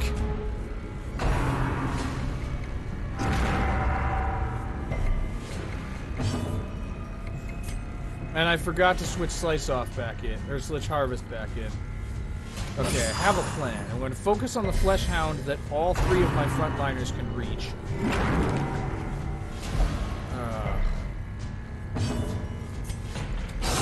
A powerful blow. Okay, that's 1 Flesh Hound gone.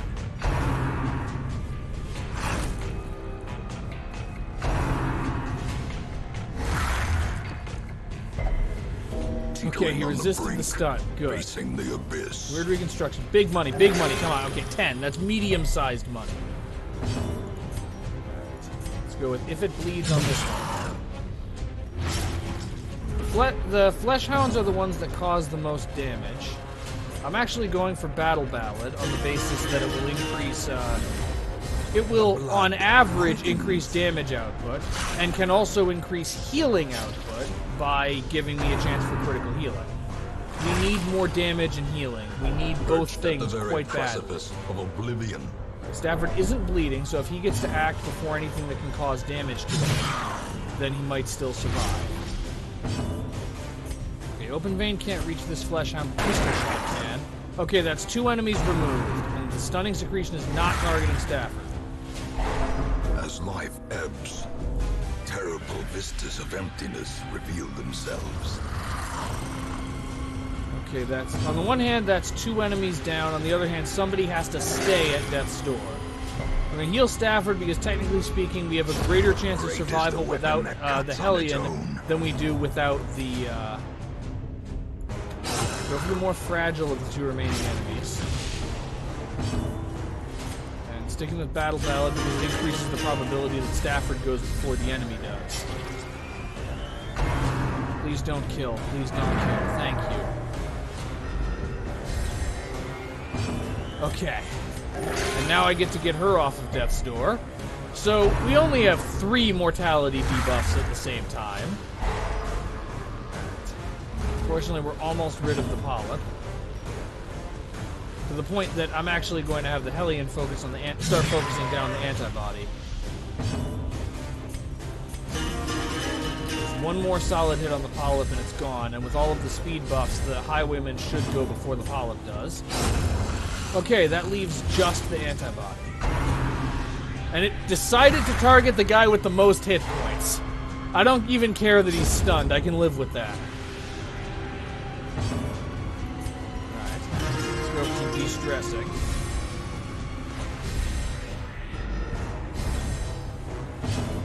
And... yeah, it's weird. Oh! That is a good healing number. I wouldn't have minded getting that slightly earlier. Okay. Okay, but that's not a serious problem because she isn't taking damage over time, and there aren't any other enemies that could potentially cause additional damage. It's an inspiring tune. It'd be really nice if the, okay, let's get her off of Death's Door. 2 is technically off of Death's Door. You know, when it comes to using Weird Reconstruction instead of Vestal healing abilities, sometimes I just wonder why I do this to myself. Why I inflict this emotional roller coaster creatures can be felled. They can be beaten. Let's see which heroes have unequipped camping skills. Seemingly nobody. Indeed nobody. Alright, either way, we're making camp. We're feasting. A spark without kindling is a goal without hope. Alright. And then the one person who has wound care, I'm having them use wound care. I'm also using Tiger's Eye on the Hellion. And let's combine that with Encourage on the Highwayman to reduce his stress. And Unparalleled Finesse for the Highwayman as well. Okay, or at least somewhat better As the light prepared. gains purchase, spirits are lifted, and purpose is made clear.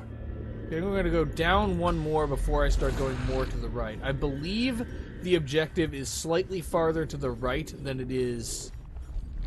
farther to the left than it is to the right. It isn't exactly in the center, it's just kind of near the center. So now would be when we go right, because this map is basically just a huge grid.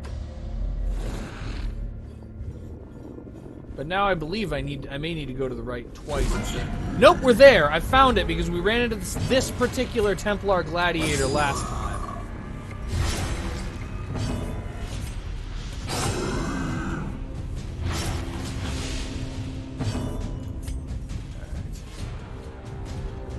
I'm inclined to use this as an opportunity to heal, but not yet. I'm opening up with Weakening Curse to reduce his ability to damage us.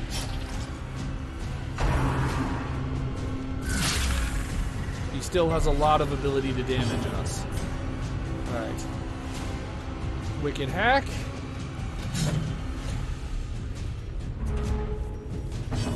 Slice off. Again. Oh. Decisive pummeling.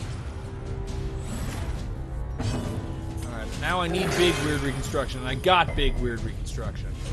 It's big and it's weird. Okay. Much like me. Okay. And Wicked Hack again. Oh! Still, it gets one more attack minimum. On the other hand, Stinger Stab for 10 with no, Stinger Stab for 10 with no, damage over time isn't that bad.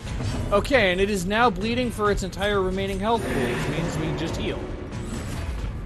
And the 2 people with healing abilities are the last 2 to go. Prodigious size alone does not dissuade Okay. the sharpened blade. in this room is the boss of this run. I definitely do still want Finale to be ready, to use, because that way I can essentially YOLO Finale if things are clearly going wrong. Either using it to try to finish off the cyst, or to take out a white cell. I think it can hit position 4. It can. I can use Finale to take out a white cell stalk that's clearly about to teleport us. Okay, let's see if I can pull this off. Starting with Battle Ballad. It does not boost dodge. Alright.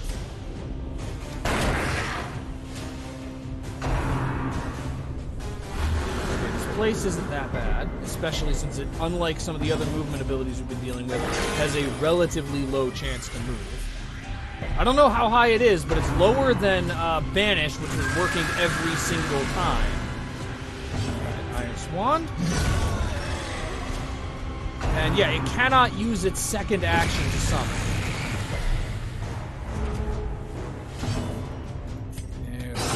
Open up with Open Vein. And criticals actually matter a lot when you're spamming abilities that cause damage over time.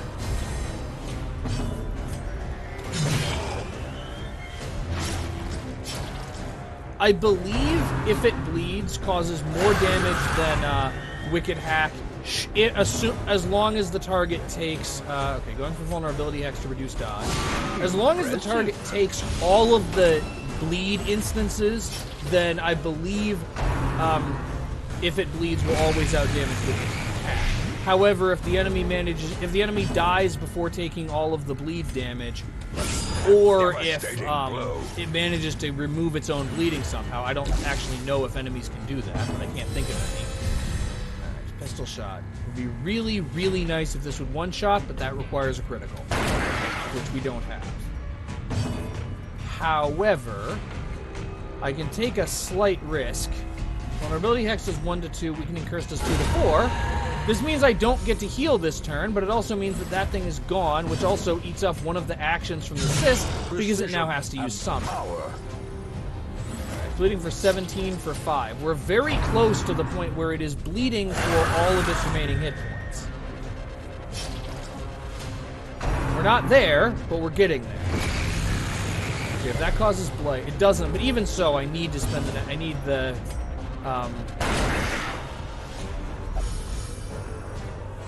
The occultist's next action needs to be spent. And it really needed to be a heal for more than 0. Alright, let's prevent healing and teleporting. And this also means it will spend its first action summoning again. See, that's the thing that that isn't obvious about using, about focusing down the cysts, or the cell stalks, which is the opposite of focusing down the cyst. There I am, saying the opposite of what I mean. But that's the thing you don't really think about, is that it actually mitigates incoming damage.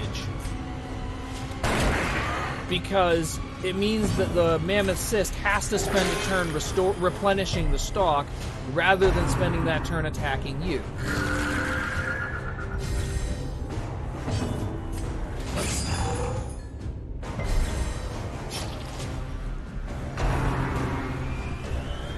Last one did this too. That's not enough to stop us. But I need the cell stalk gone. Okay, now I need a little bit of luck with targeting and or damage rolls, and we got the luck with targeting. Targeting the only guy who's at full health. Another Open Vein. In large part for the reduced bleeding resistance, because now I can follow that up with Slice Off, which bleeds for more, but does not reduce the target's bleeding resistance. And now it uses Summon. Now, I need a big Weird Destruction. That was not big. That was actually no more useful than if you had done nothing.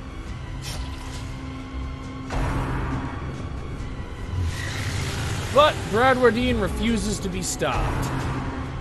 Okay, and since it's its first turn, it uses Displace, which could actually have caused very serious trouble. Slice Off on you. It is getting very close to being done. I cannot risk being teleported. We need to get rid of the white cell stalk. Of course, again, this also means it doesn't... In addition to the other... Wait, it used Revivify instead of Summon.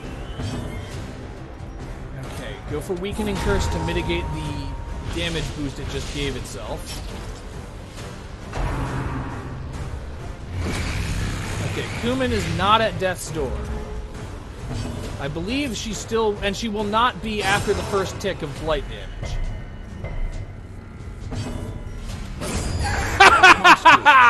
Has no intrinsic merit. That was... Inordinate exsanguination be considered a virtue. That was so... fucking close. Wow. However, I would also like to take a moment to appreciate that only one person has a stress level above 30. Stafford is the only person on this team I wouldn't send on another mission immediately. Well, let's activate the portal. And let's return to the hamlet, because there's no benefit to continuing adventuring. I will say, we got a lot luckier that time.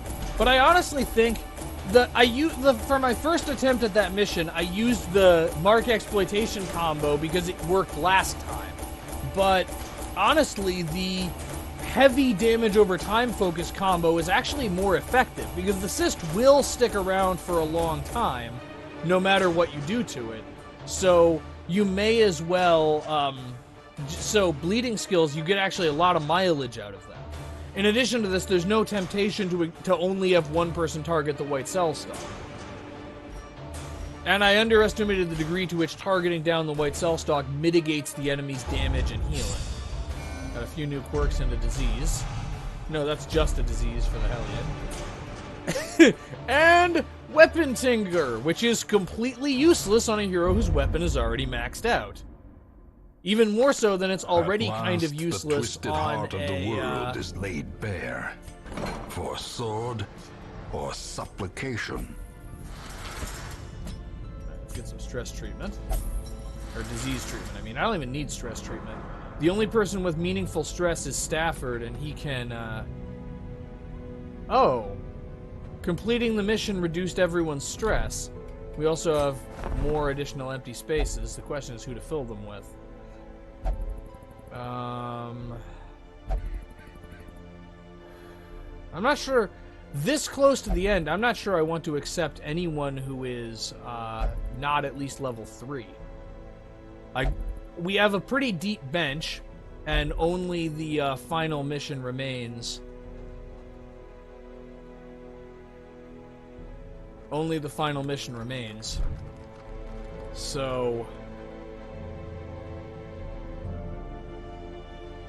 The next question I have is... do I... I'm tempted to go after the Millar again, using mostly a team of heroes who I can't send to the Darkest Dungeon. But I have enough gold that if we lose everything, I will still be able to fund a new mission. But I'm thinking of not ending the episode yet, and just to make up for how late this episode is, doing one more attempt at the Millar and see if I can pull it off. So you definitely want to include a Hellion. Mark Exploitation is not good, so I'm instead bringing a Vestal. But...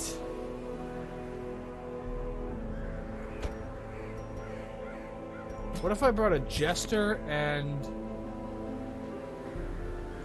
trade Noxus Blast for Battlefield Medicine, and I can save Emboldening Vapors for the boss fight.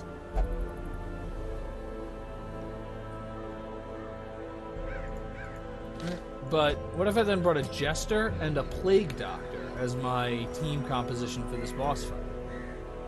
And the idea is everyone in this team can comfortably hit position 3. The Plague Doctor can't. The Plague Doctor could only hit position 3 with Plague Grenade, which would require her to be in position 3 herself, so that's not viable, but... if I were to trade the Plague Doctor for a... but if I trade the Plague Doctor for a Grave Robber, That might actually be workable. So now everyone in this composition has the ability to damage the Millar all the time, regardless of his position.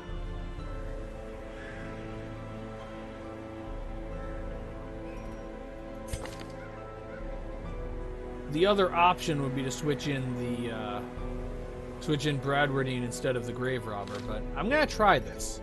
This might just be ending the mission on another note of failure, ending the episode on another note of failure. But I'm gonna try this, and since we're rather flush with gold, I don't need additional medicinal herbs. I'm also gonna bring some laudanum to get rid of horror effects. I'm just going to bring a lot of supply items. Okay. Let's see if I can actually pull this off. The poor Millar. Thrice a victim. The seasons took his livelihood. I took his land. And now, uncountable years later, the comet has taken his humanity.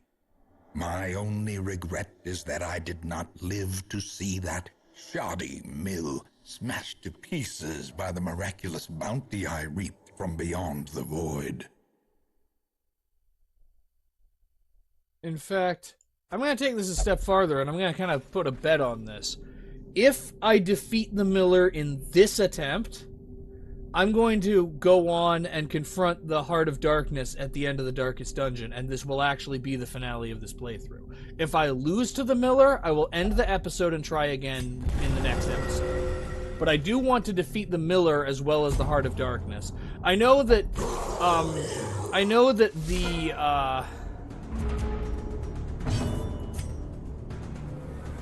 face does 6 to 12, so there's a chance to kill. I know that the Color of Madness DLC is intended to be kind of endless, but I will consider defeating the Millar to be decisive pummeling. I will consider defeating the Millar to constitute essentially completing this DLC, and I want to complete both DLCs in this playthrough. I also really just realized that my Jester's ability set is kind of messed up for this, and because of the way these fights work, it's going to be a while before I can do anything about it. Also, yeah, 3 of the 4 heroes I've brought here have completed a run in the Darkest Dungeon. But then again, part of the reason for this is because I want the heroes who are allowed to go to the Darkest Dungeon to be de-stressed and ready for in case I do a Darkest Dungeon run after I do this run. Great is the weapon that cuts on its own. Need big healing. I didn't give... And now here I am... I am an idiot. You know, today we are going to learn an important lesson that no preparation is the wrong amount of preparation to have. I forgot to change which trinkets people had equipped. At all. Which means half my team are not equipping trinkets. Destroyed. We are screwed. I'm still gonna try, especially considering the fact that...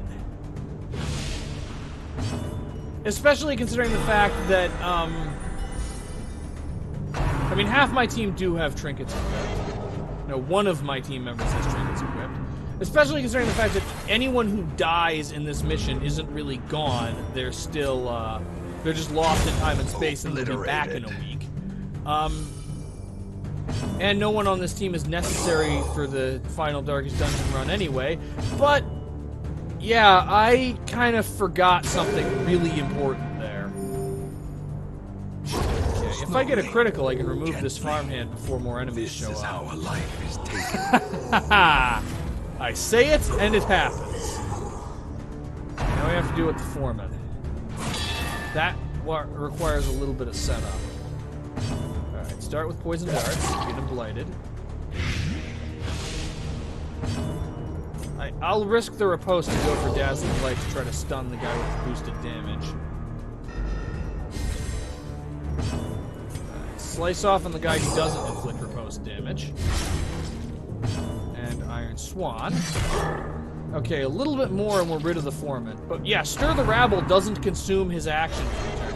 It seems weird to give him an ability that doesn't consume an action that he can use once per turn, rather than just giving him 2 turns and programming his AI to always use that turn to use one of those turns to do a specific thing.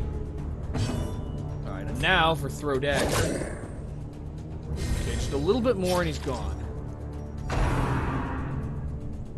Okay, and many hands was a complete waste because I don't need to inflict direct damage on that farmhand ever again for him to die.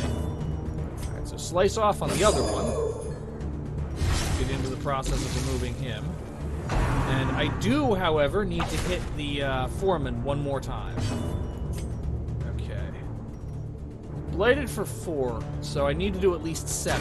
I did exactly 7! Let's pretend that was like a called shot.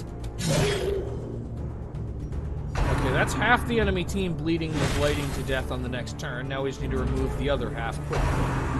Okay, Stir the Rabble does not restore hit points. And Riposte doesn't activate if you're dead. Alright. And the guy in the front is the only one I need to kill, so let's go for some healing. The slow death. Unforeseen. Unforgiving. And pick the face.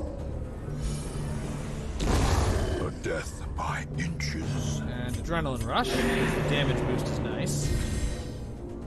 Press this advantage. Give Okay. them no quarter. That went quite well. Now we just need to remove a Seed of Madness. Let's go with Inspiring Tune. And hopefully, well, it has -3 speed. One of us will get to go before it does. And in fact, I'm having everyone who can heal do so. And pick Be the gone, face. fiend. And, oh, and now I have to take an action. Fortunately, I have Adrenaline Rush.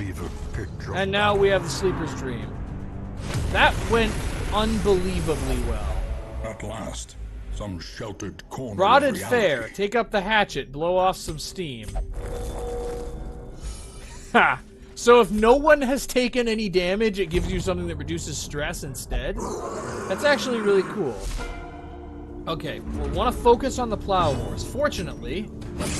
Unfortunately, I forgot to change my ability set at all. I was going to say, fortunately, everyone in this team is good at hitting position 3. Unfortunately, it can go into stealth. Annihilated. Thrown Dagger to 7 to 13, pick the face to 6 to 12. Oh, we're going for Thrown Dagger then. I'm following it up with Dazzling Light because I cannot one-shot with Judgment and I want to mitigate incoming damage. I could have equipped Illumination, but that would have required me to remember that I can equip Illumination. Alright. Pick the face on the Crystalline Aberration because I can use Wicked Hack to get rid of this guy. And Battle Bound. Keeping the Jester in position 3 is actually good because there's always something useful that he can do. Trample. The shuffle from Trample is the real problem, but this time it wasn't that bad. I'm gonna go for Dazzling Light because a stunned Plow Horse can't use Shadow Fade or whatever the actual name of its stunning ability is. I'm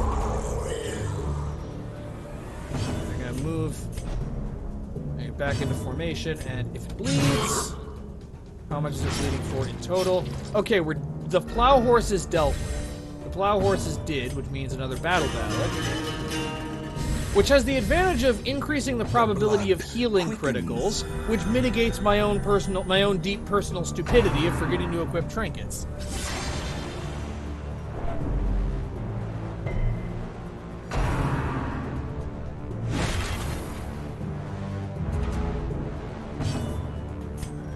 Poison Dart will do 3 to 6 plus Blight. Thrown Dagger will do 7 to 13. These will probably Continue kill. the onslaught.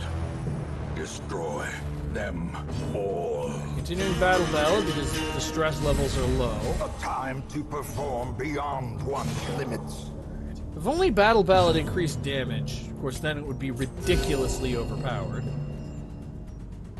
Their cursed champion That leaves falls. just the one farmhand.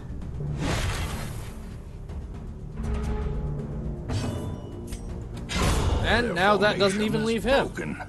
Maintain the offensive. Another Battle Ballad because there will be more enemies. another adrenaline rush because I also could use the healing this time.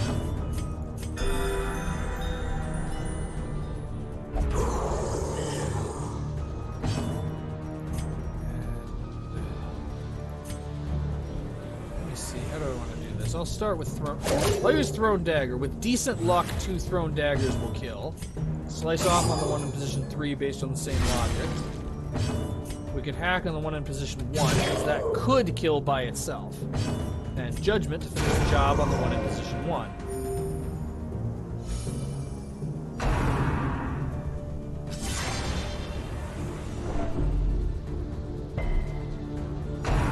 And yeah, we're faster than all of them, which means they get their entire turn after ours. Of course, it also gives us a lot of opportunity to mitigate incoming damage by killing the people who would be causing it. Okay, one more. Technically speaking, this farmhand will die on his own. So I'm actually going to start working on this farmhand. Impressive. And throw dagger this one, because this frees up both this frees up the Hellion to get rid of the seed, Executed and the with Vestal with impunity. Judgment to get rid of the guy in position 4. And then these guys get to act this round, but then next round they bleed to death.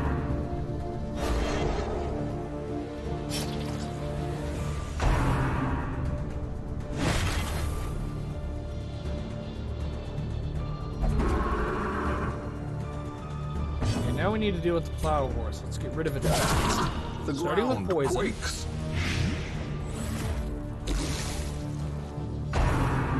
I was hoping some other of our heroes would be faster than it, but instead we're going to be hit with trample. Oh, we may as well stack buffs and healing then. Compassion is a rarity in the fevered pitch of battle.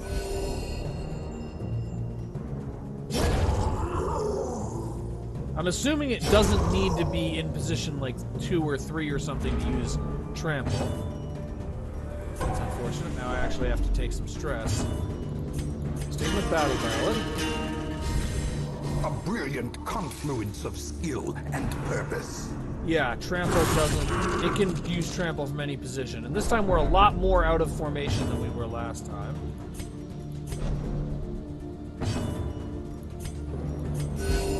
Compassion is a rarity in the fevered pitch of battle. Okay, and the Sleeper's Dream decides to come in and bail us all out. Corrupted curiosity. Back into formation. Begging for examination. And yeah, I'm dropping Finale in favor of Harvest, because Harvest is a lot more useful in this situation. And this will fully heal everyone. Or at least greatly heal everyone. And onward. It always becomes haunted. Okay, now we have to deal with these guys. Trapped in a blasphemous approximation of reality. I am going to need the stress reduction.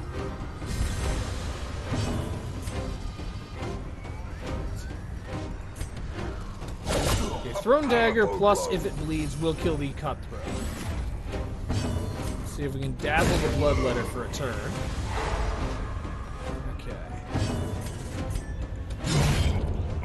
I didn't even need the bleeding to kill him. I do need to wait for the Fusilier's stealth to run out.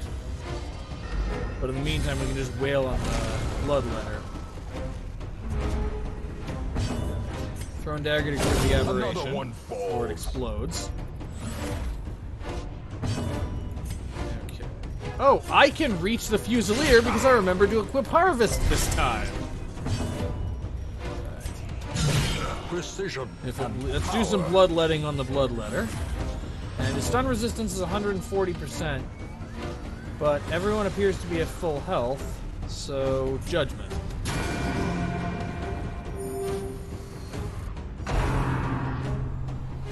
And Blanket Fire missed everyone again.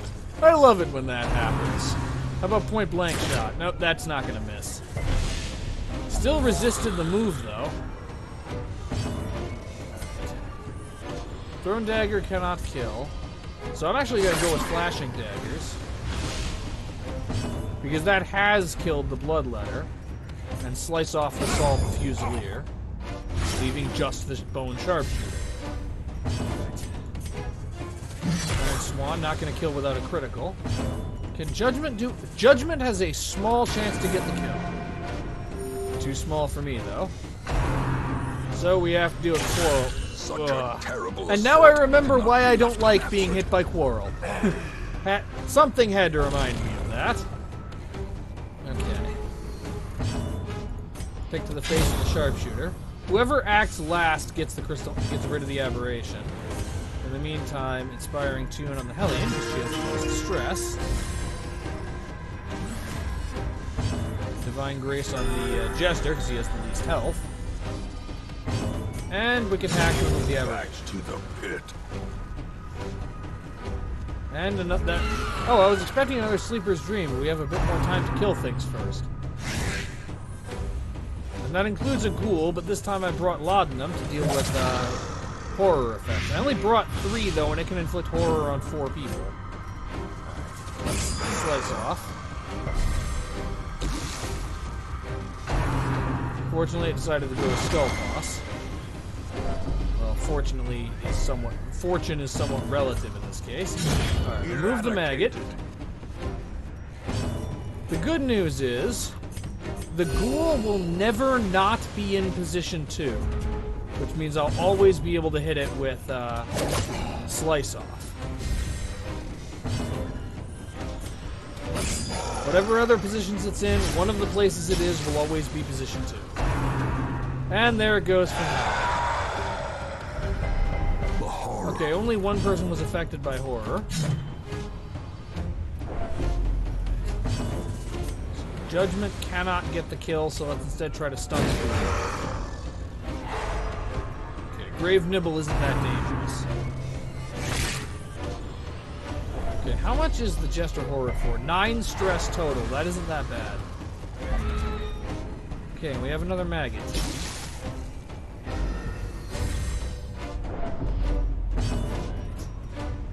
I'm gonna go with Inspiring Tune on the Vessel. I need to do a little bit more damage.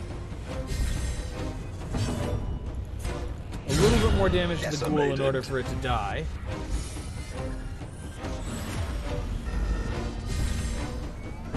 But Judgment should provide. Especially if it gets a critical. And now we just need to deal with one more Grave Nibble. It'd be real nice if this would miss. But it won't. Back to the face on the last maggot. Well struck.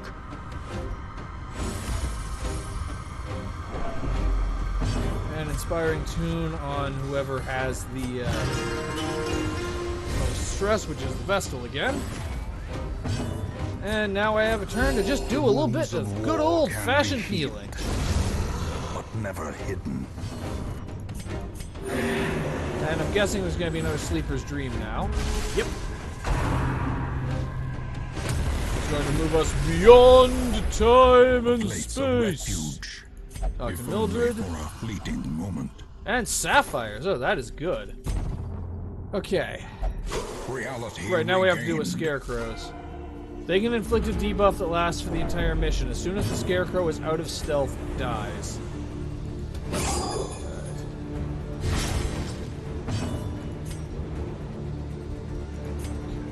Throw dagger on the guy all the way in the back. I'll let the Hellion handle the Sleeper's Herald, since the Hellion should have a pretty good chance of actually getting the kill in one hit. Good, but not good enough.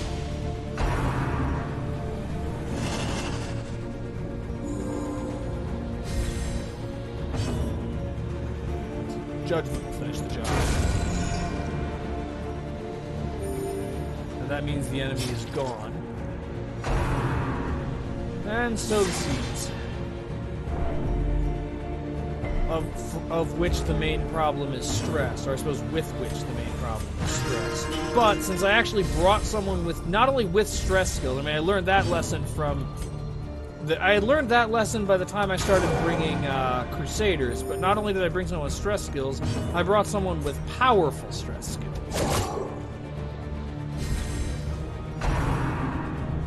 Haunting Revelation is not the root in permanent speed reduction ability. Oh, I could have attacked the Scarecrow. It's out of stealth now. up to 30 kills. Okay. The Scarecrow is the primary target until it's gone, because it is actually the largest threat of these enemies.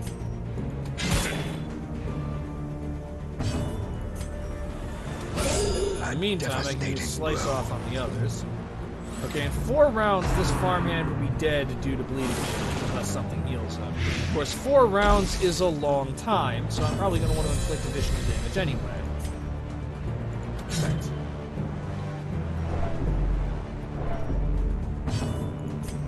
Okay, just a little bit more. And we still have a decent ways to go before we get to the Millar, but we're past the halfway point. No mortality debuffs, and nobody's stress is above 50. So... nobody's stress is above 40. So... it could be a lot worse. Also, I somehow must have miscounted or something, because that farmhand is about to die. Okay, another pick to the face on the Scarecrow.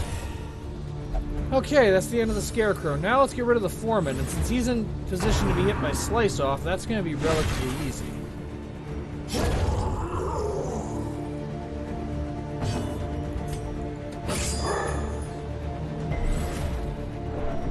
That assumes Slice Off manages to inflict the bleeding damage that is its primary useful feature. Any hand. That's just a buff. Right, it boosts his speed and protection. And my voice is trying to quit on me.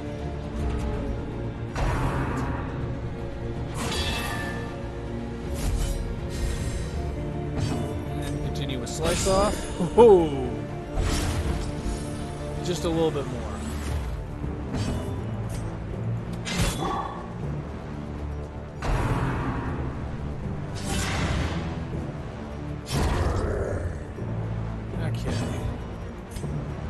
For Adrenaline Rush instead of Wicked Hack, because I don't want to eat that riposte attack even if the damage is relatively low. And because, frankly, I have an excuse to use some healing, and healing is needed. Throw Dagger on the one in the middle. Well, it's meaningless. The Scarecrows, I think, don't start spawning in until... I think the Scarecrows don't start spawning in until the second half. The Abyss returns even the Still has boosted boldest protection, gaze. so instead let's use If It Bleeds on the guy in position 3.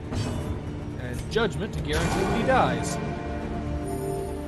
Alright, that's one of them gone at least, further increasing our kill count.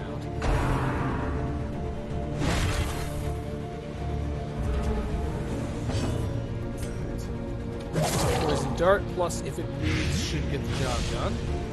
Actually, Poison Dart plus Slice Off, and then I have the Hellion free to damage one of the other enemies.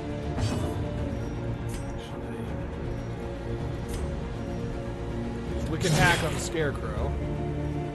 And if I use Harvest... 4 to 8, so it would have killed the Scarecrow if it had hit. Alright, Judgment. Judgment will get rid of the Scarecrow. This way we don't have to do with being brutal. Need to do a bit more damage to the farmhand, but one thrown dagger should take care of it, leaving just the guy in position 1.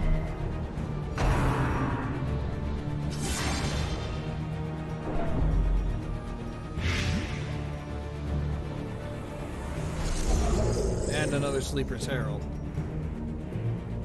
Alright. Slice Off on the one in position 3. Still going for Anti-Venom instead of Adrenaline Rush because Wicked Hack has a decent chance to one-shot. Would have really liked if that is one-shot. Alright, Thrown Dagger on this one. Okay, Judgment will finish the job of getting rid of the Herald, which is good because I don't want it to use some of its more dangerous abilities on me.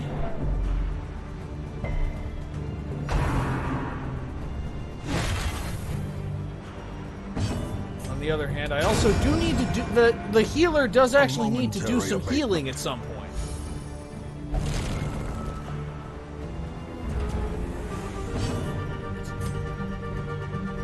Let's go with...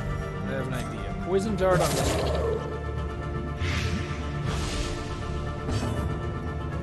Divine Grace on the Hellion.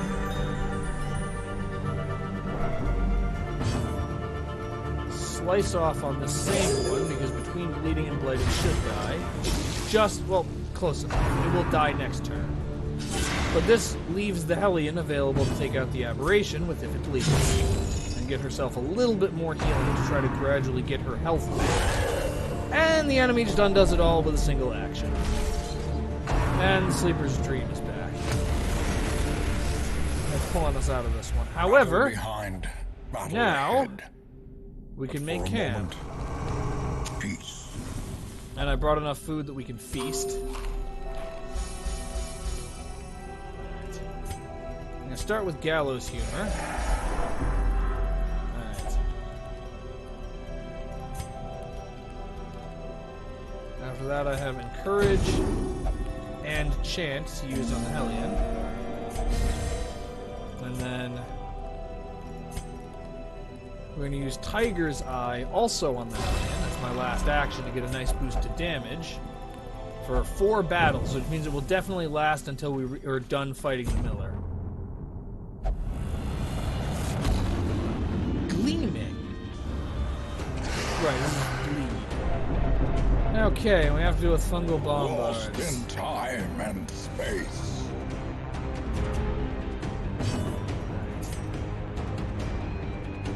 Blight resistance is 100%, 140% base chance to blight. Instead, I'm going to combine a Thrown Dagger with a Slice Off to get rid of the first one, and just use an Iron Swan and Judgment to get rid of the second.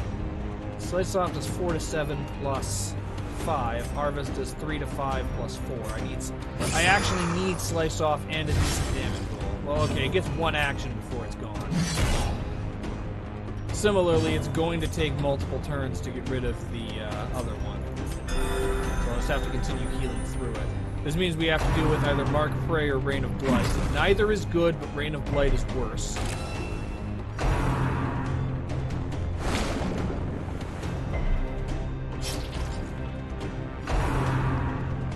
Unfortunately, both of them went with Mark Prey.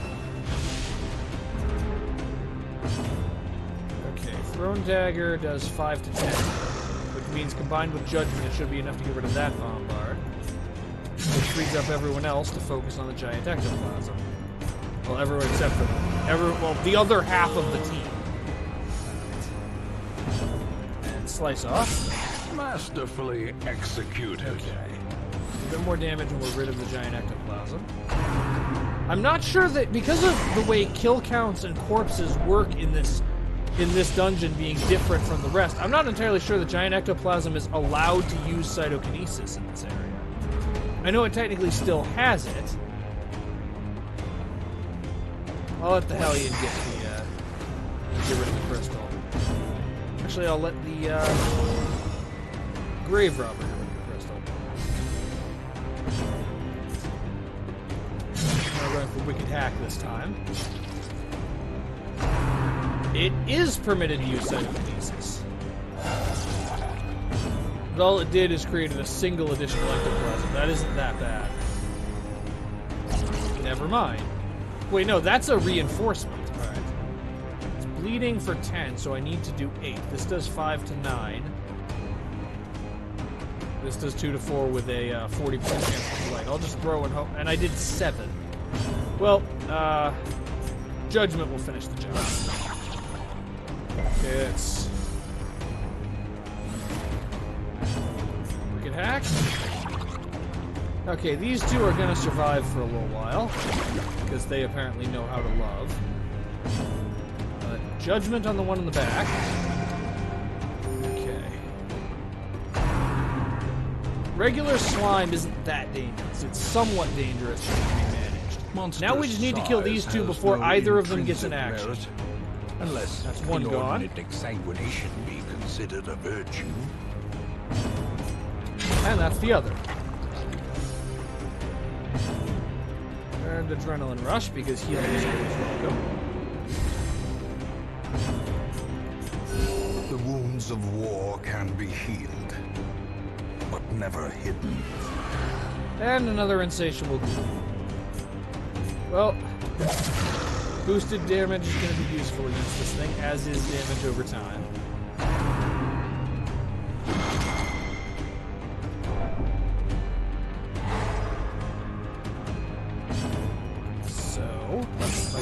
every form of damage over time we've got, because we have a lot of ability to cause damage over time with this team composition.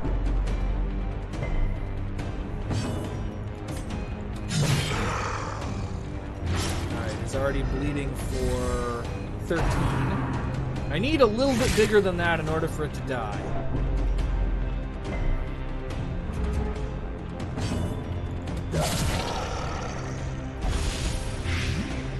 Okay, that's better. Fortunately, the enemy is distributing the stress for the most part. Bleeds. The third damage over time ability was knocked out this turn, but it doesn't matter.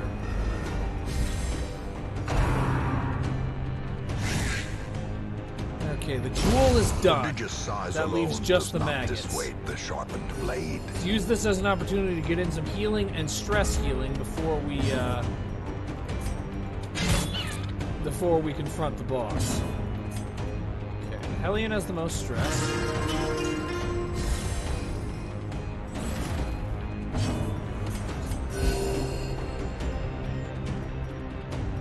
And Wicked Hack removes one of the two maggots completely.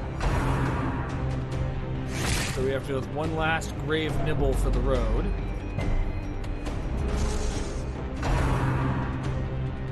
And beyond time and space. Resupply and recover. But be quick. Plentiful bounty. Okay, moment of truth. Can we pull this off? This is a pretty strong composition for this fight. Furrows of earth, filled with blood. Starting with poison rivers. Oh, I forgot about the Millar's 240% bleed resistance, which renders damage over time meaningless. We just need direct damage. Well, in that case, the Jester's going all in on Battle Ballad. Okay, Scarecrow. It starts off in stealth, which is a problem. I have the ability to essentially manipulate what minions he has, as I discovered last time when, let me guess, this is the Reaping. No, it's another the Master Backup. By basically just not killing the enemies that I deem acceptable for him to have as allies. In this case, well, Reality Bend is potentially dangerous. It is a lot less dangerous than a lot of the other things that his potential allies can do.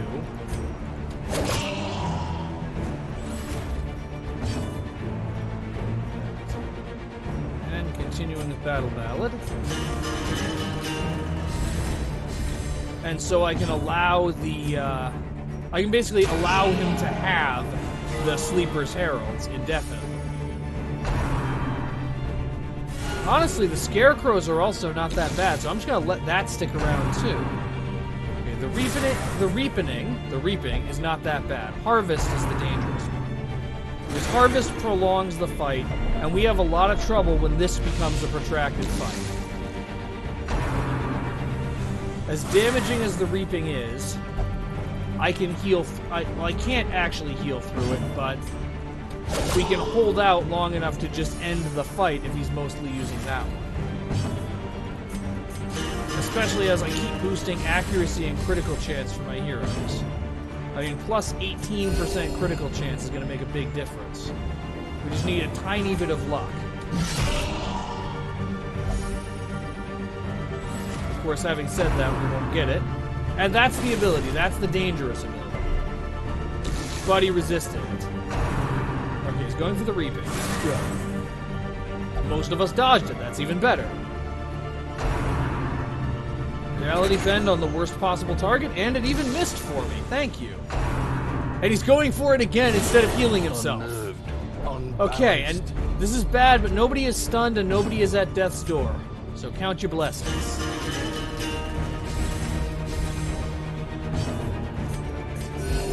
I'm surprised no healing criticals unless boosted critical rate doesn't actually affect your chance for critical healing. Haha. Wait, what? Did I misclick it? That's happened with the same enemy twice, where I was certain that I was clicking on the Millar, but it targeted the Scarecrow instead. Is that an ability that the Scarecrow has? to sometimes... Is that an ability the Scarecrow has, to sometimes absorb attacks intended for the Millar? Oak. More dust. More ashes. And now we More get a death blow on disappointment. the first death blow check. Alright. Iron Swan. This time I am going for Slice Off. It doesn't do a huge amount of damage, even with a critical, but it does enough. And Divine Grace. Haunting Revelation is one of the least bad things they can do if it Gnawing hits. uncertainty.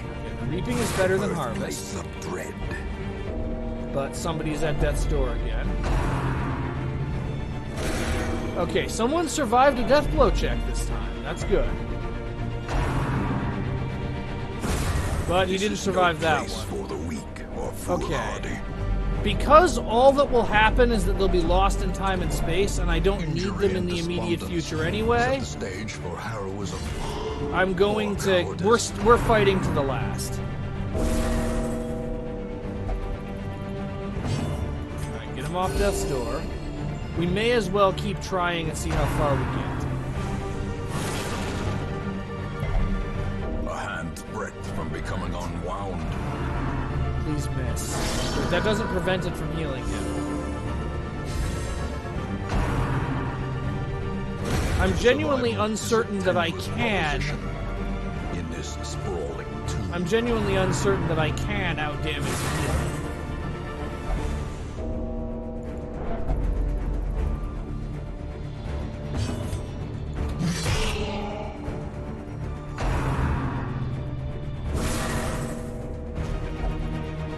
I'm gonna need incredible luck with death blow checks. More And I blood don't soaks have the it. soil, feeding the evil therein. But it was okay to fight to the last You because... cannot learn a thing you think you know. That was still worth it because, like I said, they're not dead, they're just lost in time and space. So, they'll return in a I week, was lord and of then I this just need place. to treat their stress. Before the crows and rats made it their domain.